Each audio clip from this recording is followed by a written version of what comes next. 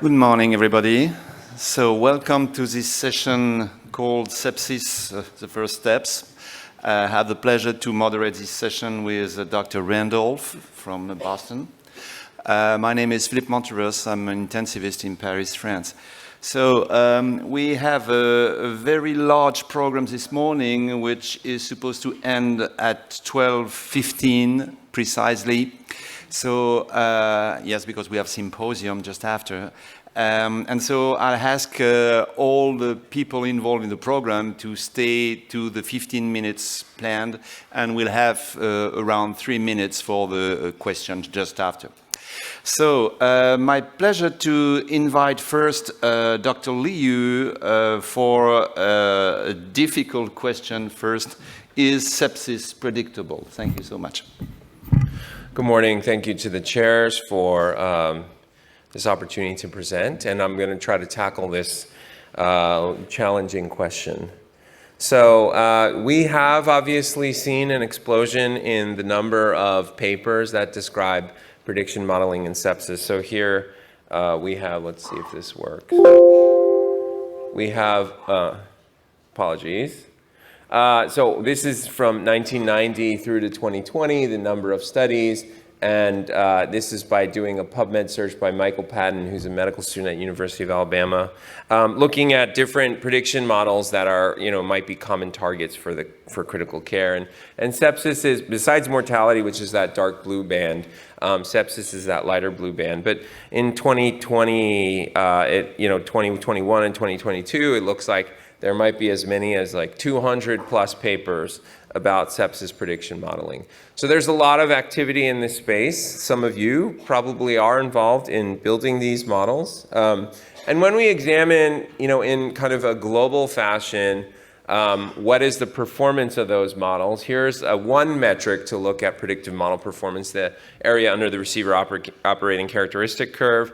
And this is again over time. We've seen a lot more in the machine learning domain, but you can see it's not a universal solution to get improved performance. We still see a scatter or scatter shot appearance of performance. And I think that highlights a lot of the problems we continue to struggle with in this field of sepsis, including, how do we actually define it? Sometimes it feels like we're reaching out into a fog and really unable to grasp something firmly. But let's dig in and look at some of recent literature and how it informs this question about whether or not sepsis is predictable. So I really enjoyed reading this systematic review and meta-analysis. And in this, they reviewed or started with screening of over 5,000 papers and ultimately landed on 24 that were included in the quantitative synthesis. They have some really nice figures and conceptual framing. So if you're in this area and thinking about how your work contextualizes against others, I encourage you to spend some time reading this paper. But I think much of what we're discussing in this conference about critical illness, there was substantial heterogeneity. Different studies use different definitions, the generations, maybe sepsis 1, 2, 3, or adjunctive elements of data in order to define sepsis as this outcome. The location in which sepsis was being predicted was also heterogeneous. So many of these studies used MIMIC3, which is an openly available large data resource, because that was kind of the most clean data, largest, cleanest data that's available. And then ultimately, machine learning, the devil is often in the details, not only in how you define the timing of the outcome, how you do the data pre-processing, how you handle things which are universal to data sets like EHR data sets, which is missingness, and then the ML methods that you choose to deploy, including which comparative methods you use, as well as in the more complex methods, how you do what's called hyperparameter tuning, which is the kind of fine-tuning of a model to up its performance. Another finding here was that, and I apologize if this is a little bit difficult to see, but this looked at different models, ensemble neural networks and decision trees, and then the performance based on AUROC in the time before sepsis. So here is 0 hours and here's 12 hours. And I think what it exhibits is that as we try to predict sepsis earlier, and hopefully, to give ourselves an opportunity to intervene earlier before a patient has had that increase in organ failure, performance degrades. Okay, what else do we learn from some other studies? This was a study of the PhysioNet challenge. So this was a Kaggle-like competition, and Kaggle is kind of an open source competition where anybody can enter. And essentially, you're given a certain data set with a very clearly defined outcome and a bunch of data that's shared by every colleague that is also competing. And so here, I think they had perhaps, as many as 80 teams participating in this challenge. And the nice thing about having this openly available data set or uniform data set is that you really have a level playing field. So when we're comparing prediction models one to another, they are exactly using the same data. So what was really innovative about this is they had 3 different data sets. So in Hospital A, that was the MIMIC data set. Hospital B was a data set from Emory. And Hospital C was a undefined health system, also in the US. So this is not, completely generalizable, but Hospital C was hidden. So it was not available either in the training set, but was available in the test set. So what that allows you to do is examine whether or not a model that was developed on 2 sites would perform well on a completely hidden 3rd site, but which it would be put to the test for. And that looks at generalizability, because what we know in machine learning is that when you apply these models to new settings, they are what is called brittle, right? Which means that small things about underlying characteristics in the data or patterns which are there may make the model break. And so it's something that's really important to assess. Every team had, about 40 variables, and they're listed across here. You can't see them, but you can see that this is another common feature with EHR data. Some data elements are captured with high prevalence, and then others have a variety, kind of a distribution of missingness. So what was interesting also here was rather than depending on a metric like the AUROC, which has some benefits, but a number of flaws. What they also were going to measure the performance of these competitors on was a utility function. And so this is kind of trying to get to how we think about how we might use a tool in practice. So here, if you look up here, among patients who were true positive, so this line defines the time of sepsis based on some definition, and I'm not going to get into that here. But if your model is a true positive, correctly predicts this patient as having sepsis, if you have a prediction up to 12 hours before that 6 hours before that episode, you actually get more points, right? Because that should be an actionable interval. And so it kind of upweights the models which are doing well in the time leading up, and then it drops off a little bit out to 12 hours. If the patient goes on to have sepsis, but you call them a negative, so a false negative, you get penalized from 6 hours before and through the time when they actually have sepsis, because your false negative prediction is becoming even more wrong. Okay, and if the patient doesn't have sepsis, the utility function is flat. So it's a really nice way to look at a metric that is very clinician-oriented to the way we practice, and was nice innovation in the field.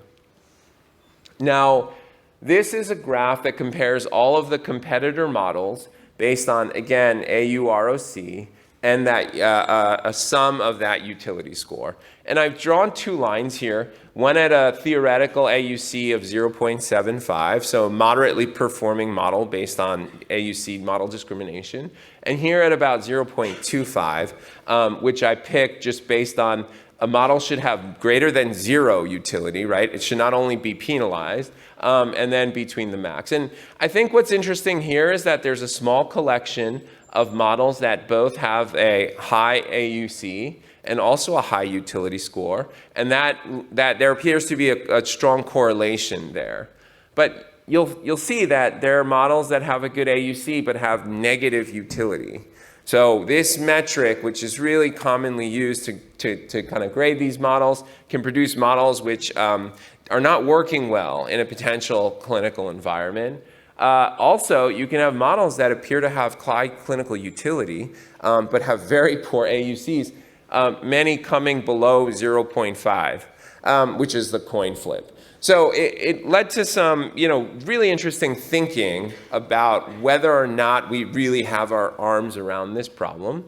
Here's the other thing. So this is the performance of every team graded on the training set, and then how performance changed when you looked at them on test set A, which is MIMIC, test set B, which is EMRI, and then the hidden test set. And I think what becomes very apparent is high performers on the training to test visible sets could become moderate or low performers when it comes to the hidden set. And so altogether, I think what this shows us is that AUC and clinical utility are not identical, and that may be one of the flaws of using AUC as a judge for whether or not a model is performing well. And team performance showed substantial changes in external hospital C, raising a lot of concerns about generalizability. Okay. What about some other sepsis model examples? Perhaps you've seen this paper, which is external validation of a sepsis model version 1, which was put out by Epic, which is a large dominating EHR vendor in the US and now in some parts of the world. And what they did was they evaluated its performance, and they felt that it had poor discrimination and calibration in predicting the onset of sepsis. And there was a editorial that said, the sepsis model falls short. So this stirred up a lot of concerns and questions about the utility of that model. The interesting thing was that there was actually a randomized evaluation of the same model. This was done at Metro Health in the US, 598 patients. The prospective validation of the model in their setting actually looked pretty good. And they found that among intervention clinicians, essentially where the alert was allowed to surface, that there was a shorter time to antibiotics, 2.3 versus 3 hours. And then there was a longer time of days live and out of the hospital, 24.1 versus 22.5 days. Again, raising the question, are these metrics which we're trying to judge models by actually translate into important features which help to define whether or not these models will ultimately be actionable? And then some studies have shown or claim to show astounding benefits. So this is a study that looked at an implementation of kind of a light form of a sepsis detection. They said sepsis mortality decreased by 53%, which is, beyond plausibility, really. I mean, then we should stop our search for effective drugs and just, use this tool. Or this study, which was actually a randomized trial, it was small, but again, they said in-hospital mortality decreased by 12.4% or relative reduction of 58%. And, for those of us who evaluate novel interventions or think about them, this is almost too much to even think is plausible. And then on the other hand, there have been studies that have showed no effect. So this was a clinical decision support randomized study. There was no significant difference. This out of the group at Penn, which showed a machine learning algorithm that was implemented, did have some small changes in practice like lactate and fluids, but no significant difference in mortality, discharge, or ICU transfer.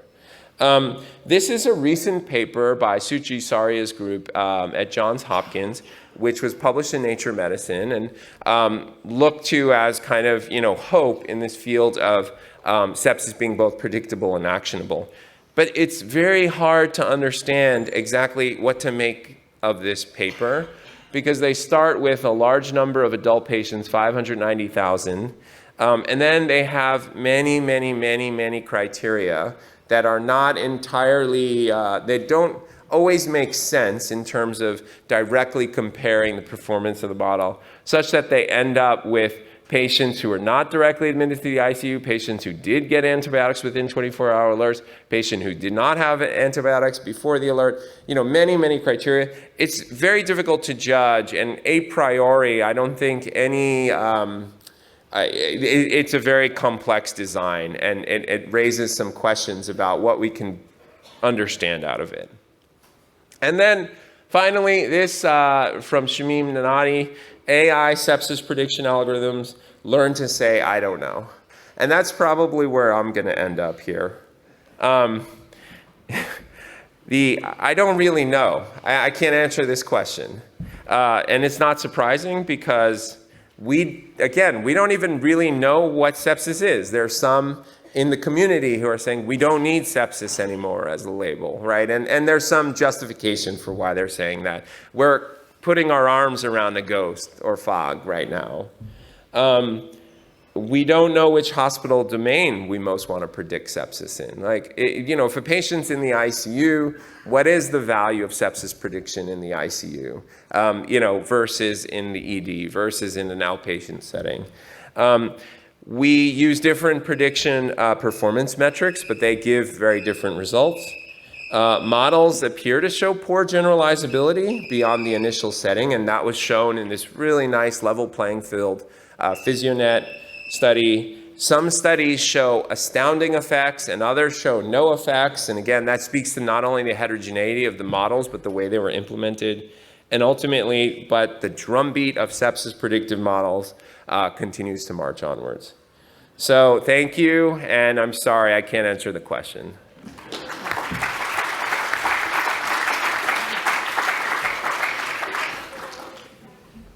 Thank you, Vinny. We have time for one question. Right, I have a question for you then. Working at a big healthcare system like Kaiser, what do you use for a sepsis prediction model, or do you have one there?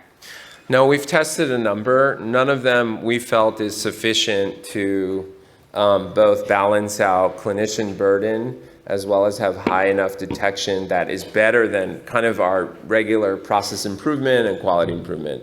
So at this time, we don't use a specific predictive model. We do use some EHR flags, which are, tuned to be a bit more efficient than just, general SIRS criteria. Thank you. All right, we'll now announce our next speaker is shock predictable in septic patients, Dr. Ashish Khanna.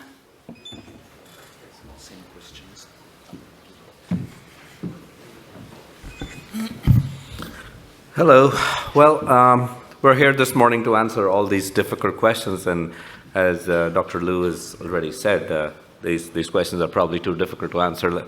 Let's see if I leave you guys with I don't know, but we'll try our best. Again, greetings from North Carolina. This is where I come from the Wake Forest School of Medicine, and some of my affiliations and relevant disclosures for this talk. So we started with what is sepsis, because I'm going to talk about what is there predictability of shock and sepsis. I'll say about what is shock.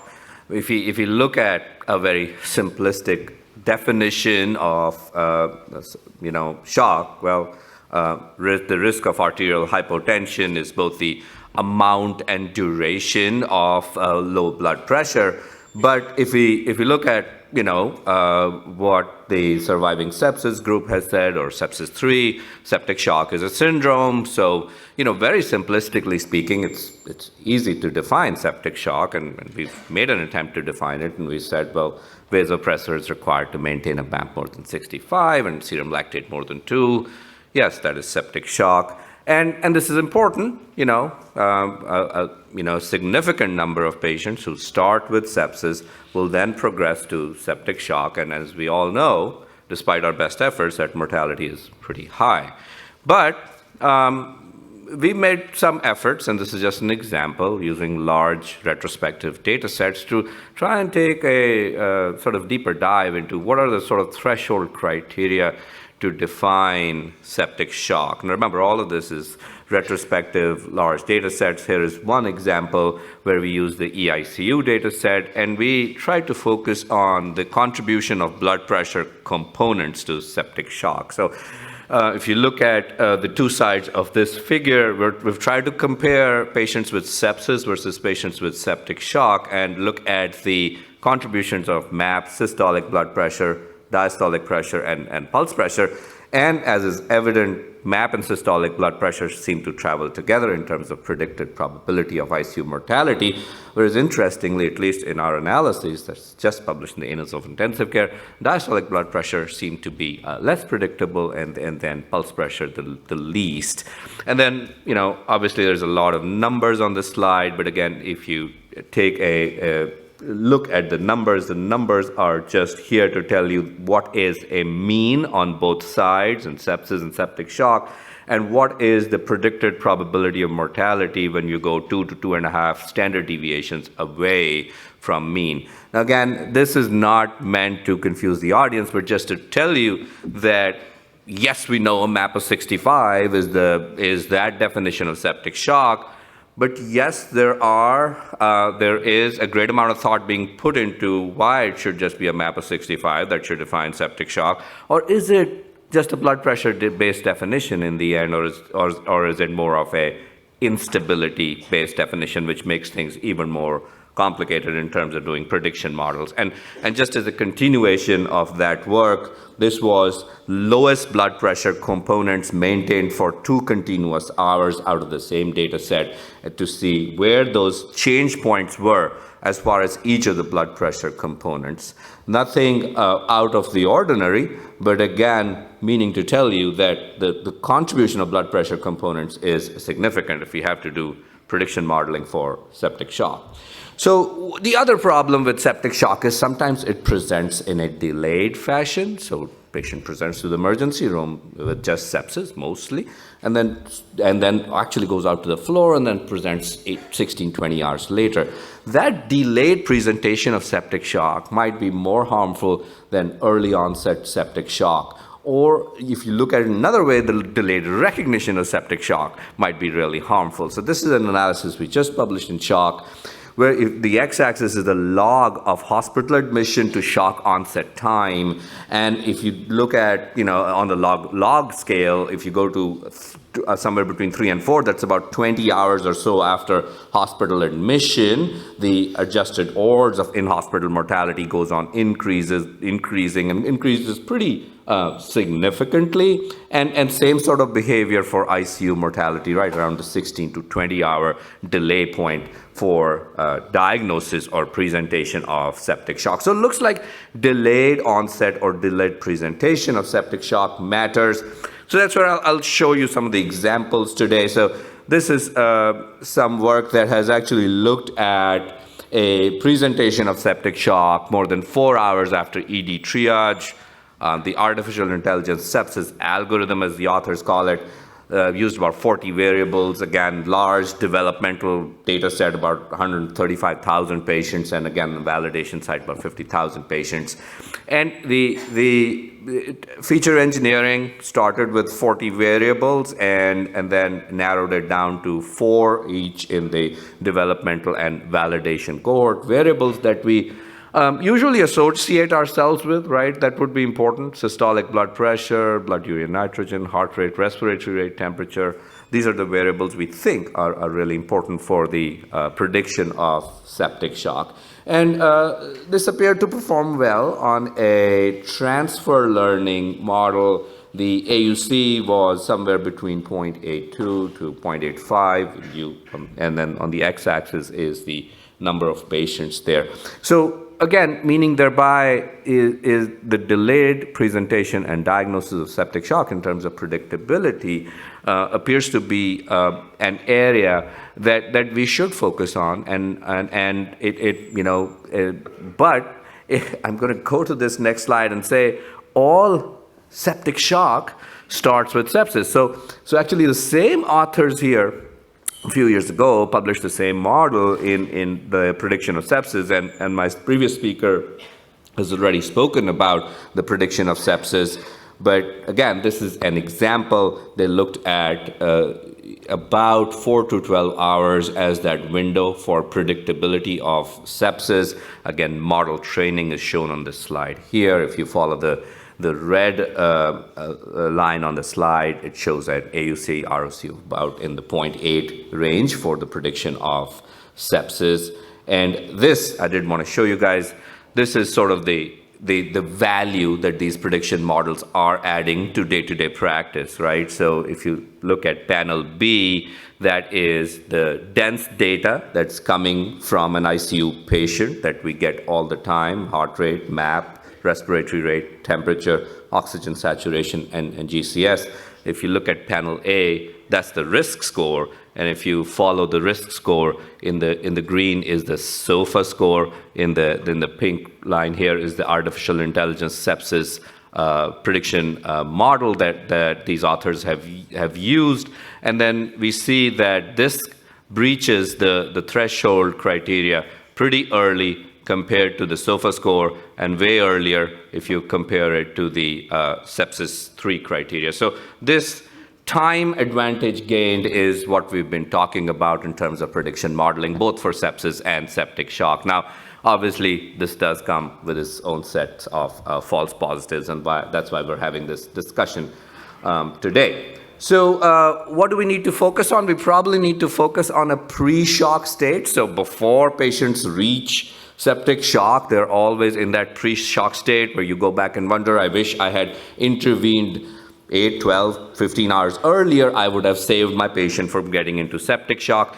Here these authors have tried to define that pre-shock state in 16,000 patients from the MIMIC-3 data set, and they've gotten a advantage time, so to speak, of 7 hours in terms of predictability of this pre-shock state. And then these are the variables that this group of authors used for predicting the transition from a pre-shock to a shock state. Again, variables that we use often, lactate, a SOFA score, a cardiac SOFA score, heart rate, PaO2, FiO2, respiratory rate, and so on. So, you guys are like, well, there's a lot of these models. And again, just to complete that last example, this is the performance of that model that predicts transition from pre-shock to shock state. So again, whether they use a recurrent neural network or a GLM or an XBoost, it performed better than the standard, or almost as good or better than the Cox regression. So there is a lot of these models, but what do we really do with it is the real question. And I take a very simple example of hypotension because I'm a critical care anesthesiologist. I love it. I live in the world of blood pressure. I say, well, our problem is that usually we react to hypotension. It happens, we respond to it. We've already wasted valuable time, and organ system injury has already started. The same issue with septic shock. It happens, and then we respond to it. And then organ system injury has already started. So we definitely need to be on the yellow side here, on the proactive side, and that's where all of the septic shock prediction should help us. Now, the last 5 slides or so is my vision for the future. So what's the future? Well, some of this prediction modeling has been done pretty successfully in the intraoperative space. So here is a familiar example. This is using the arterial line morphology in a large prediction model to have a machine learning guided model that allows for 5 to 15 minutes of early prediction of hypotension. That's been fairly extensively tested in the intraoperative space with very, very good results. Again, not been tested or in the ICU space or septic shock space. There is ongoing work. The previous speaker has highlighted some of that. Again, here is an example using features such as systolic arterial pressure, respiratory rate, pulse pressure, but specific features from that dense data. There is some more prediction modeling that's going on in the septic shock world. Again, early days and much more to follow. But I often say that the real problem with septic shock actually probably starts outside the ICU. So our patients are often on the hospital floor where nurses or providers check in on them every 4 to 6 hours or every once a shift. And our early warning scores are guided by those intermittent spot checks. That is where we miss that window of intervention because we don't have continuous monitoring on our patients that would pick up these pattern changes early. And as Friedrich Michaud says in this review article here, all of this dense data, if we did do continuous monitoring on the floor, would allow us to pick up pattern changes that would be predictable for both sepsis and septic shock and intervene early outside the ICU. And here is another example for what the future could be like. The future could also look at not just prediction of shock, but prediction of an unstable patient and prediction of interventions in the ICU. This is something called the hemodynamic stability index, which actually predicts for interventions and doesn't just predict for hypotension or tachycardia or so on and so forth. So what are we doing at our center?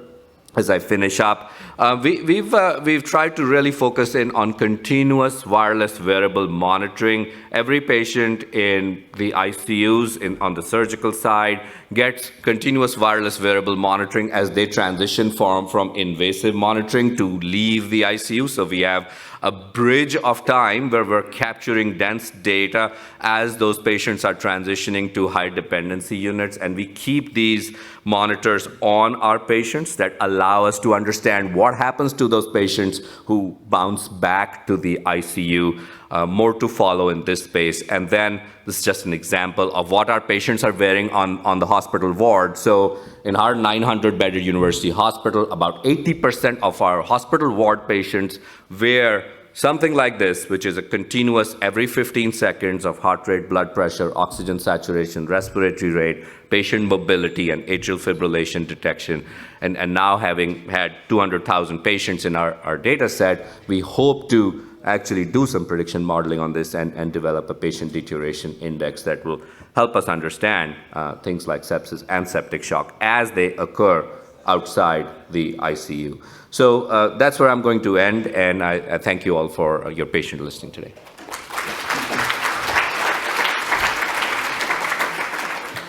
Thank you for this very nice overview.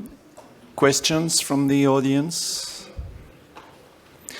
So I would like to go back on your last slides. During the sepsis curves, we had some units developing this kind of external process of monitoring. And I fully agree with you that it could be probably the most interesting part to have a preemptive approach. Is it affordable? Well, so we've actually done some analyses, not specifically with septic shock, but with opioid-induced respiratory depression. So that was the trigger in our hospital system to deploy this monitoring. It wasn't sepsis, actually. It was where we were finding a lot of patients who were on a combination of opioids and sedatives on the floor who had respiratory depression, and that's why we deployed the monitoring. We did an analysis of a separate study, and we found that it takes about a 3 to 4% reduction in the incidence of opioid-induced respiratory depression to reach that break-even point for investment in continuous monitoring. Now, I will say that the initial investment in continuous monitoring also includes training your floor providers, your nurses, understanding alarm fatigue, which is a huge problem if you try and put every patient on the hospital ward on continuous monitoring, and then retraining your monitoring devices to have appropriate thresholds. You just cannot keep a map of 65 on the floor. Everyone's going to have hypotension and you won't know what to do, right? So you have to understand where you need to keep your thresholds to appropriately get that sensitivity and specificity for picking up these things. So I guess the short answer is there's an economic investment, but there's a lot of investment of time and resources. Thank you. Are these reusable, or are you throwing them away? And how do you deal with infection control, also that might cause sepsis? These are reusable, but honestly, there is wear and tear, and unfortunately, there's a little selection bias here. So the patients who are agitated, or the patients who are uncooperative, or where we feel that they're going to throw them away and break them, right? So we can't really put monitoring on those patients, right? So that's I often tell device companies that manufacture these products that we really need to test them outside the standard environment. We need to test them in an environment where there'll be a combative patient, where there'll be a patient who's likely to fall from the bed wearing these monitors. Can they survive that? And can they also survive a patient who's ambulating on the floor? Are they MRI compatible, and so on and so forth. So short answer again, these are reusable. We have infection control helping us with practices to keep them clean, but they do need every 6 months or so they will need changing because they just stop performing adequately after about that time. Short question. Do you have any microphone over there? Do you have any sensitivity, specificity of this model?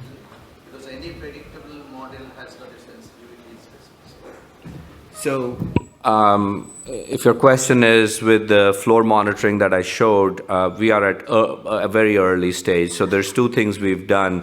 We've defined the extent of undiagnosed hemodynamic fluctuation on the floor in publications. We've defined the extent of undiagnosed hypoxemia and hypoventilation on the floor.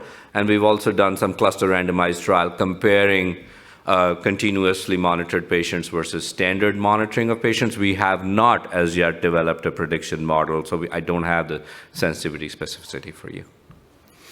Thank you. So we have to move to the next presentation from Dr. Evangelos Giamarellos Bourboulis from Greece. So another way to address the same question, early risk recognition is possible. Good morning. Thank you very much for the invitation, and thank you for being part of this great session. Actually, I would like originally to be a bit more pessimistic, because my perception and approach is that there is, unfortunately, clinically wise, a certain limit on what the use of physical science may achieve. So the real question I have to address today is what means risk and what means early. And allow me to present to you a very common case, who's a male of 65. He's coming to the emergency department. Actually, he's not coming himself. He's not able to come himself. His wife brings him to the emergency department. She's at panic, and she tells to the physician, oh, he cannot even speak his name. Something came abruptly. However, if you discuss with her a bit, she will eventually realize that her husband was feeling dyspnea already 48 hours. And the patient is confused. He has a systolic arterial pressure of 85. His respiratory rate is 25 breaths. And the question is, what are the problem diagnoses? And somebody would say, we are at the sepsis session, but the patient could have easily stroke or suffer from gastrointestinal hemorrhage, of course having sepsis, or having any of the above. But this science tells that this is a patient at high risk of death. And the reason why this science tells that he has a high risk of death is because it's a clear-cut situation. that the QSOFA score is positive. All three elements are positive, so we need to start about resuscitation as is already available in the guidelines. But not all points of the QSOFA scale have the same importance, and not always the QSOFA score predicts accurately death. Because if you have all 3 points, of course, and these are data coming recently published and coming from my group, your risk of dying is almost 60%. If you have 2, the risk of dying is already 40%. We are done with a QSOFA 2 or more. But if you have one element of QSOFA, you run a risk of death of 20%, but the defined cutoff and suggested is 2. And there is also a certain risk of death, even if your QSOFA is 0, and I fully understand why the Surviving Sepsis campaign does not suggest any more about the use of QSOFA. So I believe that we are in need of better biomarkers who can tell us the risk. And as you understood, there are 2 options of what risk is about. It can be just the risk of death in general, for whatever cause, or it can be a specific risk of death. So I will speak about those for which there are more data: pro-ADM, Perception, gene expression, and SUPAR. So allow me to tell you a bit about MR-pro-ADM, which is a key marker of endothelial and microcirculatory dysfunction. And it provides an early sign of organ failure in patients with infections.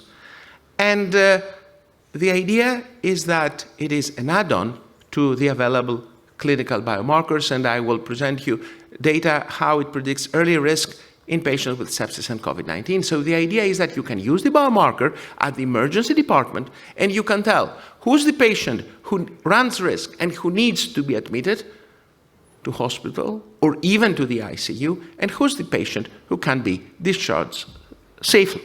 So this is a study coming for patients with submitted infections at the emergency department, and the impressive with the study is that the authors, they use the discovery and the derivation and the validation cohort. It's a multi-center trial. You see that the derivation cohort has already more than 1,000 patients from England, France, Italy, Sweden, Spain, and the validation, something less than 900 patients from France, Switzerland, and the United States. And what the author did, and you can see in the left panel the derivation cohort, in the right panel the validation cohort, they present the area under the curves for the prediction of 28-day mortality. And you see that MR-pro-ADM performs much better, the area under the curve. In other terms, the total of patients the biomarker can recognize who are at risk of death after 20 days is doing much better than procalcitonin, lactate, CRP, and then the clinical scores, SOFA, QSOFA, NEWS, CURB-65, and SIRS. Let's see about early sepsis risk, and let's move to a study from Germany with 33 multidisciplinary ICUs, patients with new onset of sepsis. 1,076 patients are analyzed, and the endpoint is the prediction of 28-day mortality.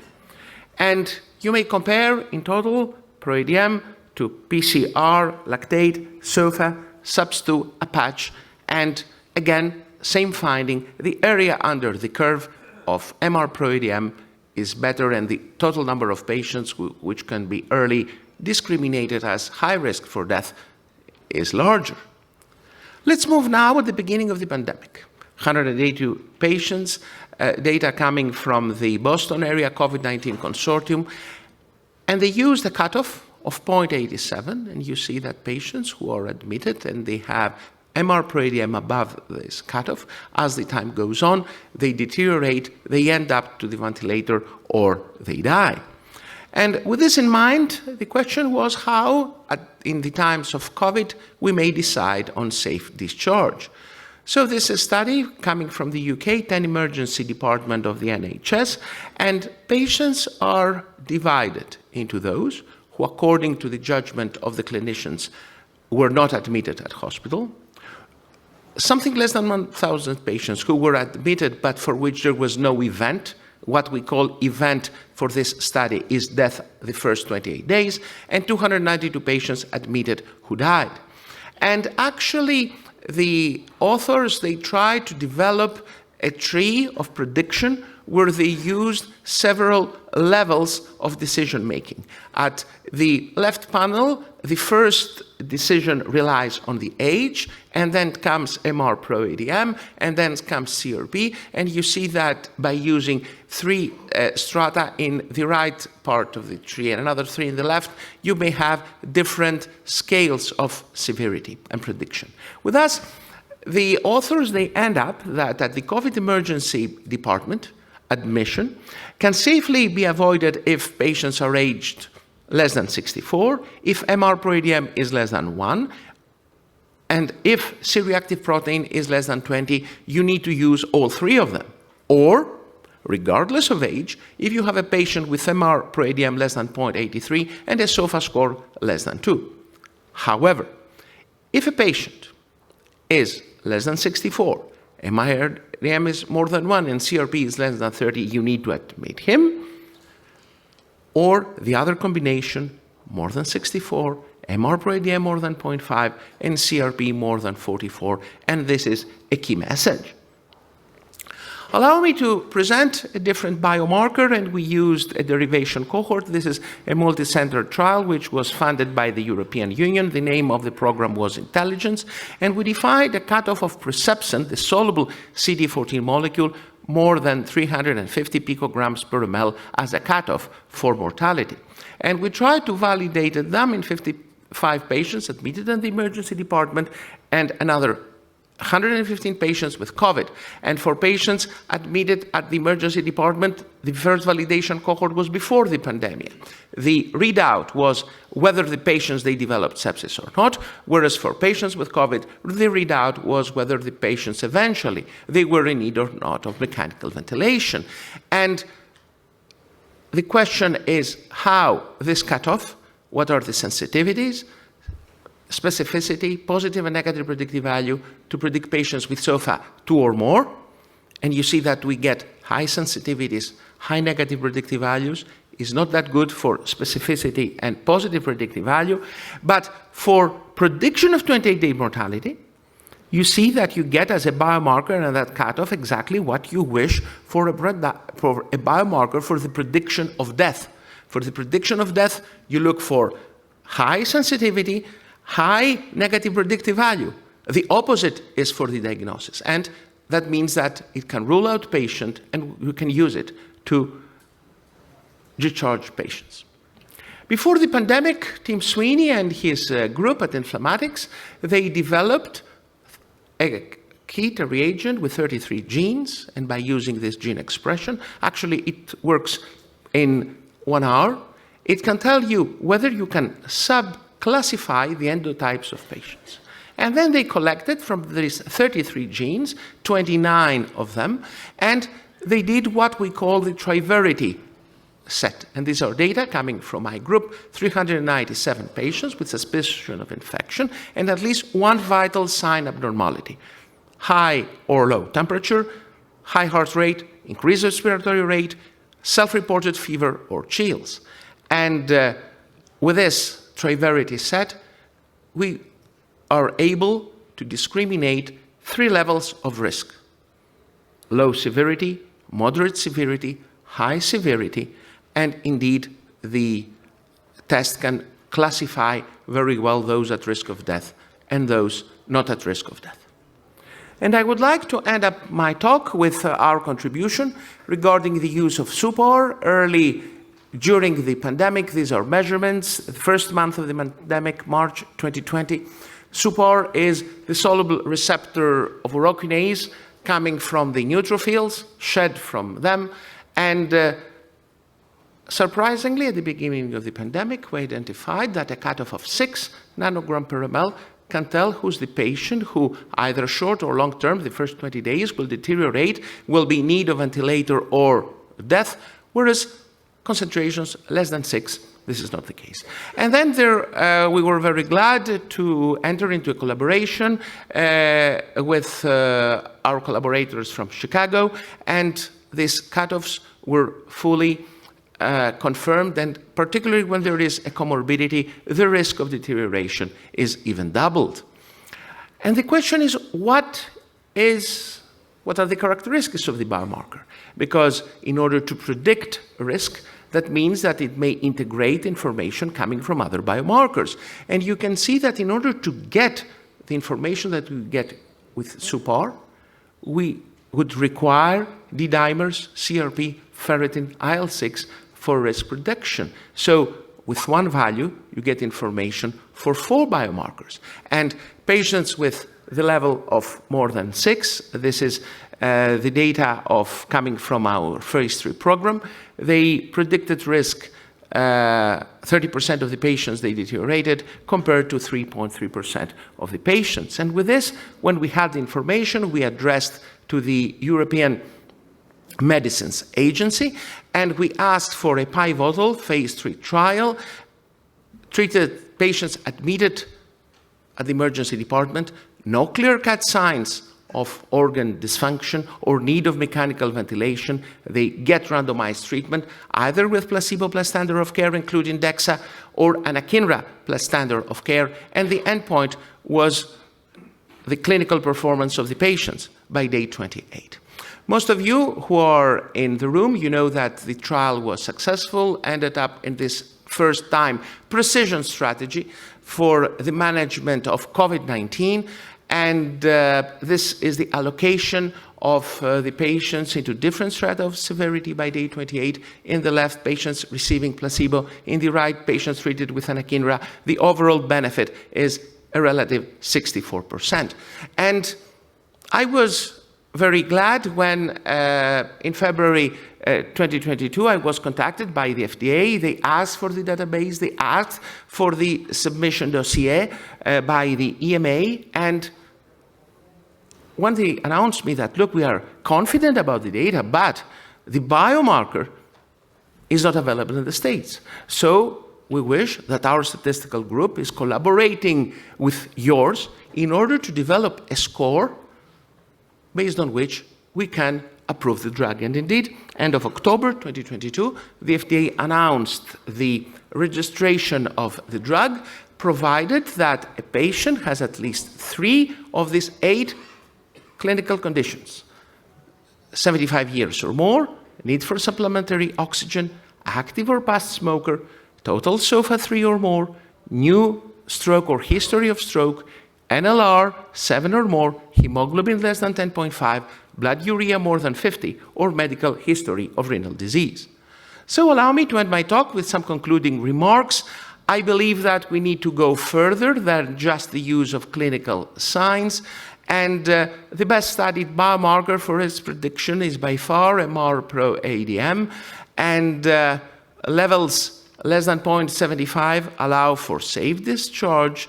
In case of infection suspicion in patients with COVID, the level is different, it's 0.87. You need to use that to know whether your patient requires or not hospitalization. For Perception, we need much more validation. We have one study, this cutoff of 350, but this is not enough. With SUPAR, we know that it works in COVID-19. It provides early risk prediction and guides treatment with anakinra. Thank you very much.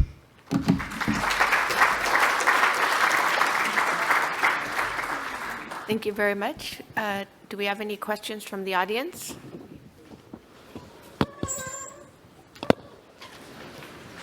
So I have a question for you. What biomarkers do you use routinely in your intensive care unit? Which I know you're testing many, but are there any that you're now? So the real positioning of these biomarkers, because we speak about early, and the background, if you look at the introduction of all the protocols and the introduction of all publications, is that in order to have early prediction, I have to focus on the emergency department, not to focus in the ICU. If I focus in the ICU, it's already late. I mean, having the indication of admitting the patient to the ICU, it's per se an indication of high risk. So the biomarker that we use most in my setting is MR proADM and SUPAR. Okay, thank you. Right, we will move on to our next speaker. Thank you. So the next speaker is Rapid Pathogen Diagnostics Current Status by Paul Dark. Thank you very much and good morning, and it's a great pleasure to be here in Brussels and have this invitation. I would like to say that as part of my talk, my views and opinions are not necessarily those of my employer, the National Institute of Health Research. That's my only disclosure.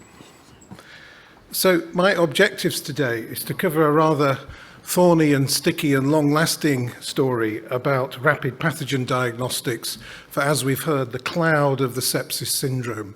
So sepsis can be caused by pretty much any infection, and so we have a real challenge if we're going to develop pathogen platforms that are going to be relevant to the pathogens that we might experience in our own circumstance and with our own patients. So I'm going to focus on broad range technologies and very much focus on bacteria and fungi. It may be you were hoping I was going to say something about multiplex respiratory viral assays, but that's probably for another talk, and particularly since what we've been through with COVID. But I'm not going to talk about that today, but I will talk about some assays for broad range assays for the respiratory tract later on, pertinent to bacteria and fungi. You know, there is progress with this. It's painful, it's hard work, but I want to allude to some of the studies that I spend some time thinking about, and studies that we'll be reporting over the next few years, which could be, you know, really game changers, lovely to say that, potentially one way or the other, in terms of the opportunities to benefit our patients with these kind of technologies. So we have to reach back to the middle of the last decade in terms of the surviving sepsis guidance to start to see some consideration for the opportunities with rapid pathogen diagnostics. Clearly, culture forms a very important part of our diagnostic workup of patients, and as in most of our guidances, definitely blood culture, and done in an appropriate way, adequate volumes, done in a clean environment, all those kind of things to make the diagnostic test as best as possible, and to do that preferably in the absence of antimicrobials having been delivered. So blood culture is great, but as we know, often negative in our hands. So back in the last decade, there was definitely some discussion about what are the opportunities for broad range approaches for pathogens in terms of detecting pathogens in samples, potentially saying something about their resistance genes mechanisms as well. And the conclusion in these guidelines were, well, yeah, they're looking pretty promising, but as a community, we have very little experience of using them. And actually, in the current guidance, there's very little more to say. And so I can't see much about broad-range pathogen diagnostics. And I'll say a little bit about why I think that is and what we're trying to do to rectify that problem. But I am going to talk later on around host response markers. That's in another talk later on relating to these guidances and how we might develop more precision using host response markers, particularly for duration. So that's this afternoon. But so let's start. This is borrowed from a very nice review article in Lancet Infectious Diseases in the last decade, just to explain what we mean by the opportunities with the technologies with rapid pathogen diagnostics. And this is focused on blood, but of course this discussion could also develop into other samples. The problem with blood and sterile field spaces is that the pathogen levels are often very low, so the copy numbers of the pathogens are extremely low and very difficult to detect. And indeed, actually, the colony-forming units are low. So this is why we have to culture them to get to a point where we're sufficient in usual cultures to have a look at them and find out what their phenotypic characteristics are. I mean, in non-sterile spaces, it's kind of the other way around. It's really easy to culture, and the rapid techniques potentially are a bit oversensitive, but we might be able to talk about that later on. So if we look at the timelines here, most blood cultures, if they're going to be positive, are going to be positive in the first few days. Yes, there are fastidious organisms that take much longer to grow and possibly in different non-standard media. But mostly they will develop positivity within the first 2 days. And so the first opportunity for rapid diagnostics is now well established, I think, in most laboratories, which is the MALDI-TOF set of technologies, which rapidly from that sample use chemical analyses to work out rapidly speciation before you need to go to gram staining or subculture. So these are really nice technologies. They fitted beautifully into the workflow of most high-income nation laboratories. And I think they're really established in our infectious disease community. So we did the unthinkable thing in the United Kingdom and asked the question, does the presence of MALDI-TOF in workflows make a difference to patient outcomes? And this was focused on bloodstream infections. This was run by Alistair McGowan. Some of you will know him in terms of antimicrobial stewardship, thought leading in the United Kingdom at the University of Bristol. This is a very large study that took a very long time to complete, recruited about 2,500 patients. I've put the link to Alistair's paper there, which was published only a couple of years ago. And rather disappointingly, the mortality superiority was not met. So in fact, it looked as though in terms of the primary outcome, these technologies didn't make a difference to patient outcome. It didn't get patients home faster, it didn't get them out of ICU quicker. It did make a slight difference to the timing of the production of the result, but it didn't overall make a difference to antimicrobial burden. So perhaps a little bit disappointing for a technology that is actually well established. But that's in the setting of bloodstream infection, and I'm sure your ID colleagues in the community will defend this technology for other purposes. So important lessons for health technology appraisal in this setting. But what we're really interested in is, can we deliver more precise answers much faster? So certainly within a day, but potentially within hours. And this is where we're doing analyses straight out of sample. And you'll see that the blood culture bottles have gone now, and we have a small 2 millimeter volume EDTA bottle, so small volume, but kept in a way that we can get this to the laboratory to do genomic analysis. So PCR amplification and then various analyses. Most of these are actually based on probe-based systems, the original PCR systems using for bacteria, the 16S amplification and the equivalent in fungi.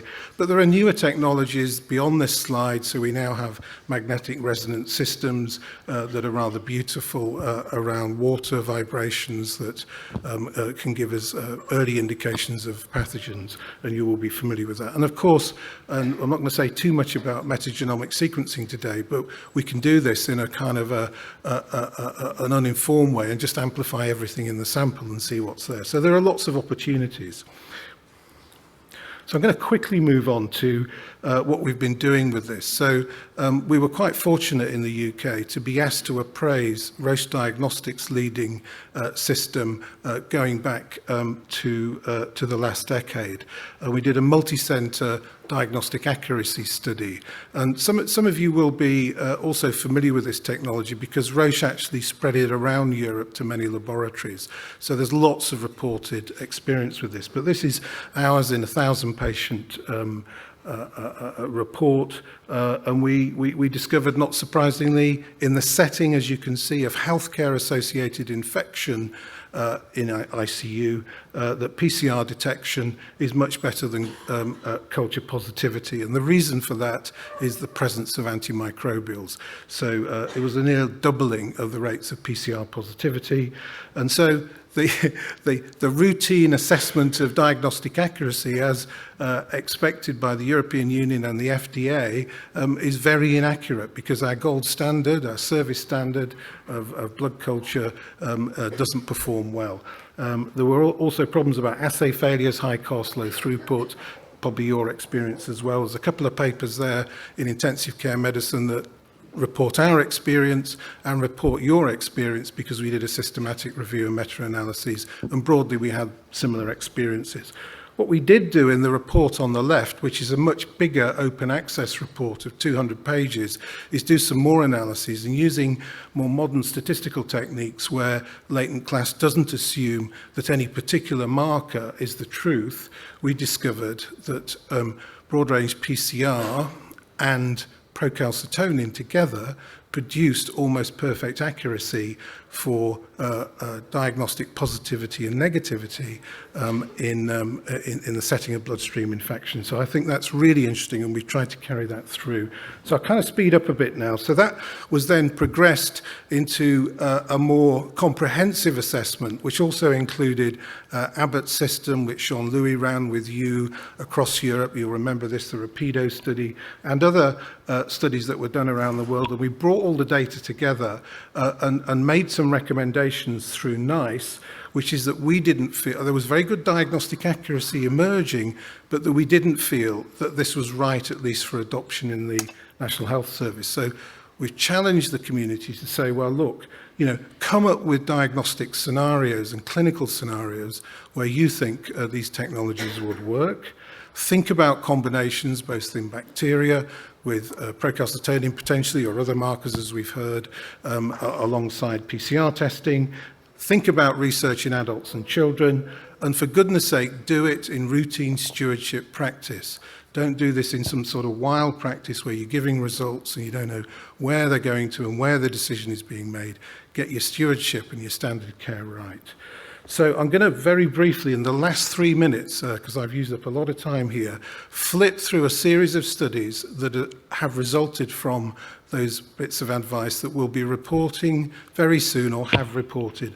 So this is the ASTOP study that was first funded, an interventional study in invasive, in suspicion of invasive fungal disease, using broad-range PCR and magnetic resonance systems for fungal diagnostics alongside fungal antigens.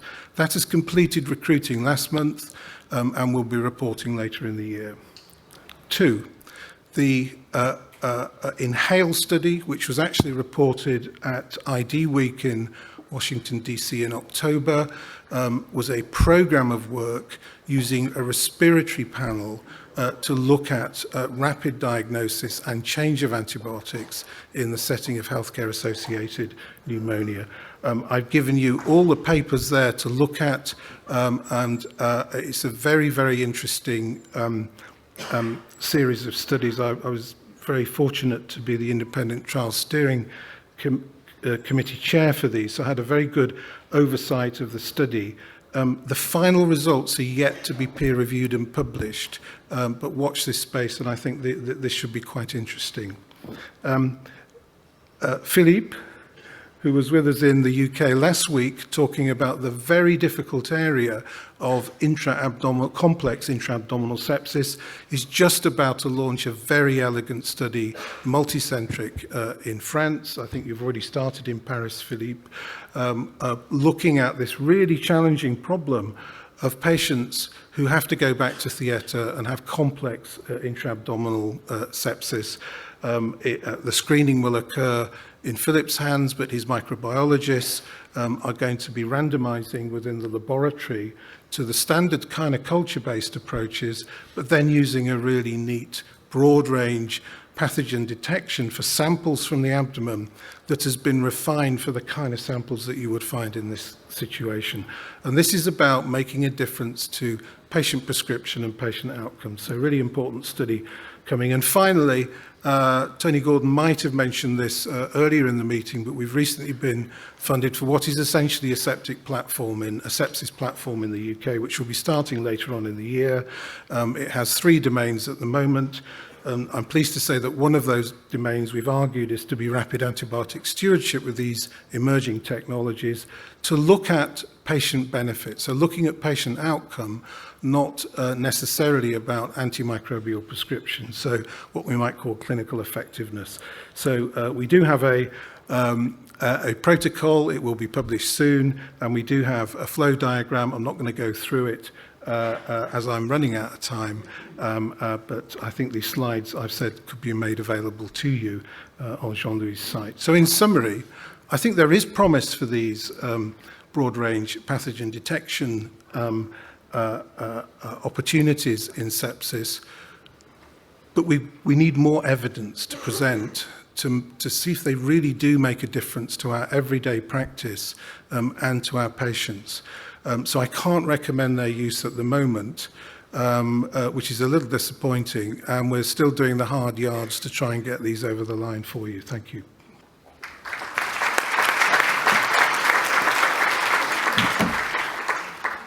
Thank you very much. Do we have any questions from the audience? So, Can so we just need the use microphones, please. Or there is a microphone upstairs for you, sir, on your left. So please go ahead. Yeah, I'm from India. I practice in India, so my opinion might be slightly skewed. But what I find is that apart from identifying bacteria as a pathogen, identification of resistance gene is equally or maybe more important. Because we often come across resistance gene. Yeah. Just identifying E. coli may not be important. Whether this is OXA48, whether this is NDM, this becomes all the more important. Having said that, there is often a dichotomy. Your multiplex PCR assay throws up 3 bugs, maybe all MDR, and your culture shows H. influenzae.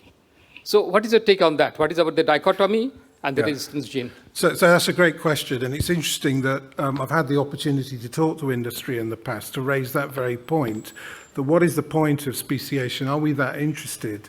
And the ID colleagues in the audience may criticize me for that, but shouldn't we have just a simple broad range assay, say 16S, is there a 16S positivity, and then look for resistance genes, because that's the real business end. The problem with that, of course, is are those genes expressed, are they functionally important, and how is it related to the phenotype of the pathogen? So those are really difficult questions, and I think in terms of, we are in the hands really of partnerships with commercial companies here, even though I have no conflicts of interest to declare, because these are really difficult technologies, and getting to the standards of CE, FDA marks and then beyond is really challenging, and persuading us as a community to use them, it's got to fit into, I think, our current thinking, but that might be a future opportunity. The only thing I would say about a 16S is that it's heavily contaminated in the reagents we use, so you can get a lot of false positivities if you take that route, but that's for another talk. May I? Yeah, short question and short answer, please, Paul. Absolutely. I happen to be a neurosurgeon. I come from New Delhi AIMS. In brain death certification programs, we often have to resort to point-of-care nucleic acid test, BioFire, because we can't do blood culture. Time is very crucial. Yeah. Now, in your talk, you mentioned that you have to do the point-of-care nucleic acid test in addition to procalcitonin assessments. While in the trauma scenarios, what we noted was the PCT values can be as high as 50, 60, 70s, and the BioFire test is negative. What is your take on that? Yeah, so good question. I mean, the context of that study where we showed that PCT alongside pathogen diagnostic information was important diagnostically was in the context of general ICU and healthcare-associated infection. So there was a 1,000-patient population. There were some neuro-injured patients in that group. So what I'm not saying is that might be a panacea for every circumstance. What we said in the guidance is, think in your circumstances, what is the pathogen panel and what might be a good marker to sit alongside it that aligns to a systemic host response to infection. So where it might be difficult to get perfect diagnostic accuracy with individual markers or even panels of markers, bring the pathogen in with the host. Thank you. So for the sake of time, we have to move to the next presentation. The lecture will be given by Dr. Matteo Bassetti from Genoa, Italy. Initial choices when a resistant gram-negative bacteria may be implicated. Thank you, Matteo. So, thank you, Philippe. Thank you for the invitation again. So my task this morning is talking a little bit about empirical therapy and particularly about clinical choices for gram-negative. So these are my disclosures, but let's start again from one very important point. First of all, when you look at the common pathogens in critically ill patients, we know from the last study published by Jean-Louis that more than 65% of the bacteria isolates in critically ill patients are gram-negatives. You can see very well, and the number increased in the past 10 years by around 5%. So when we look at the different type of bacteria, we know very well, and we already discussed in the previous day, that actually Klebsiella and in general Enterobacteriales are predominant with around 40% of the cases, followed by Pseudomonas that remain a very important pathogen, at least in pneumonia. So this is more or less what we know regarding the epidemiology. But we know at the same time that having a gram-negative infection means having a higher mortality compared to other bugs. We know that Pseudomonas aeruginosa, but it's the same for Klebsiella, for Enterobacter, and even for E. coli, but also for Acinetobacter, means having a higher mortality. So obviously, when we discuss about the initial choice, we have to target those pathogens, because when we have this kind of infection, we have an important increased mortality. So in the choice of the antibiotics, we have to consider some golden rules in the management of the infections. First of all, we have to deal about the appropriate therapy. So how the appropriate therapy is able to reduce the mortality. But then we have also to deal about the importance of the diagnosis. So the point has been discussed previously, but we have to improve diagnostics and also improve diagnosis.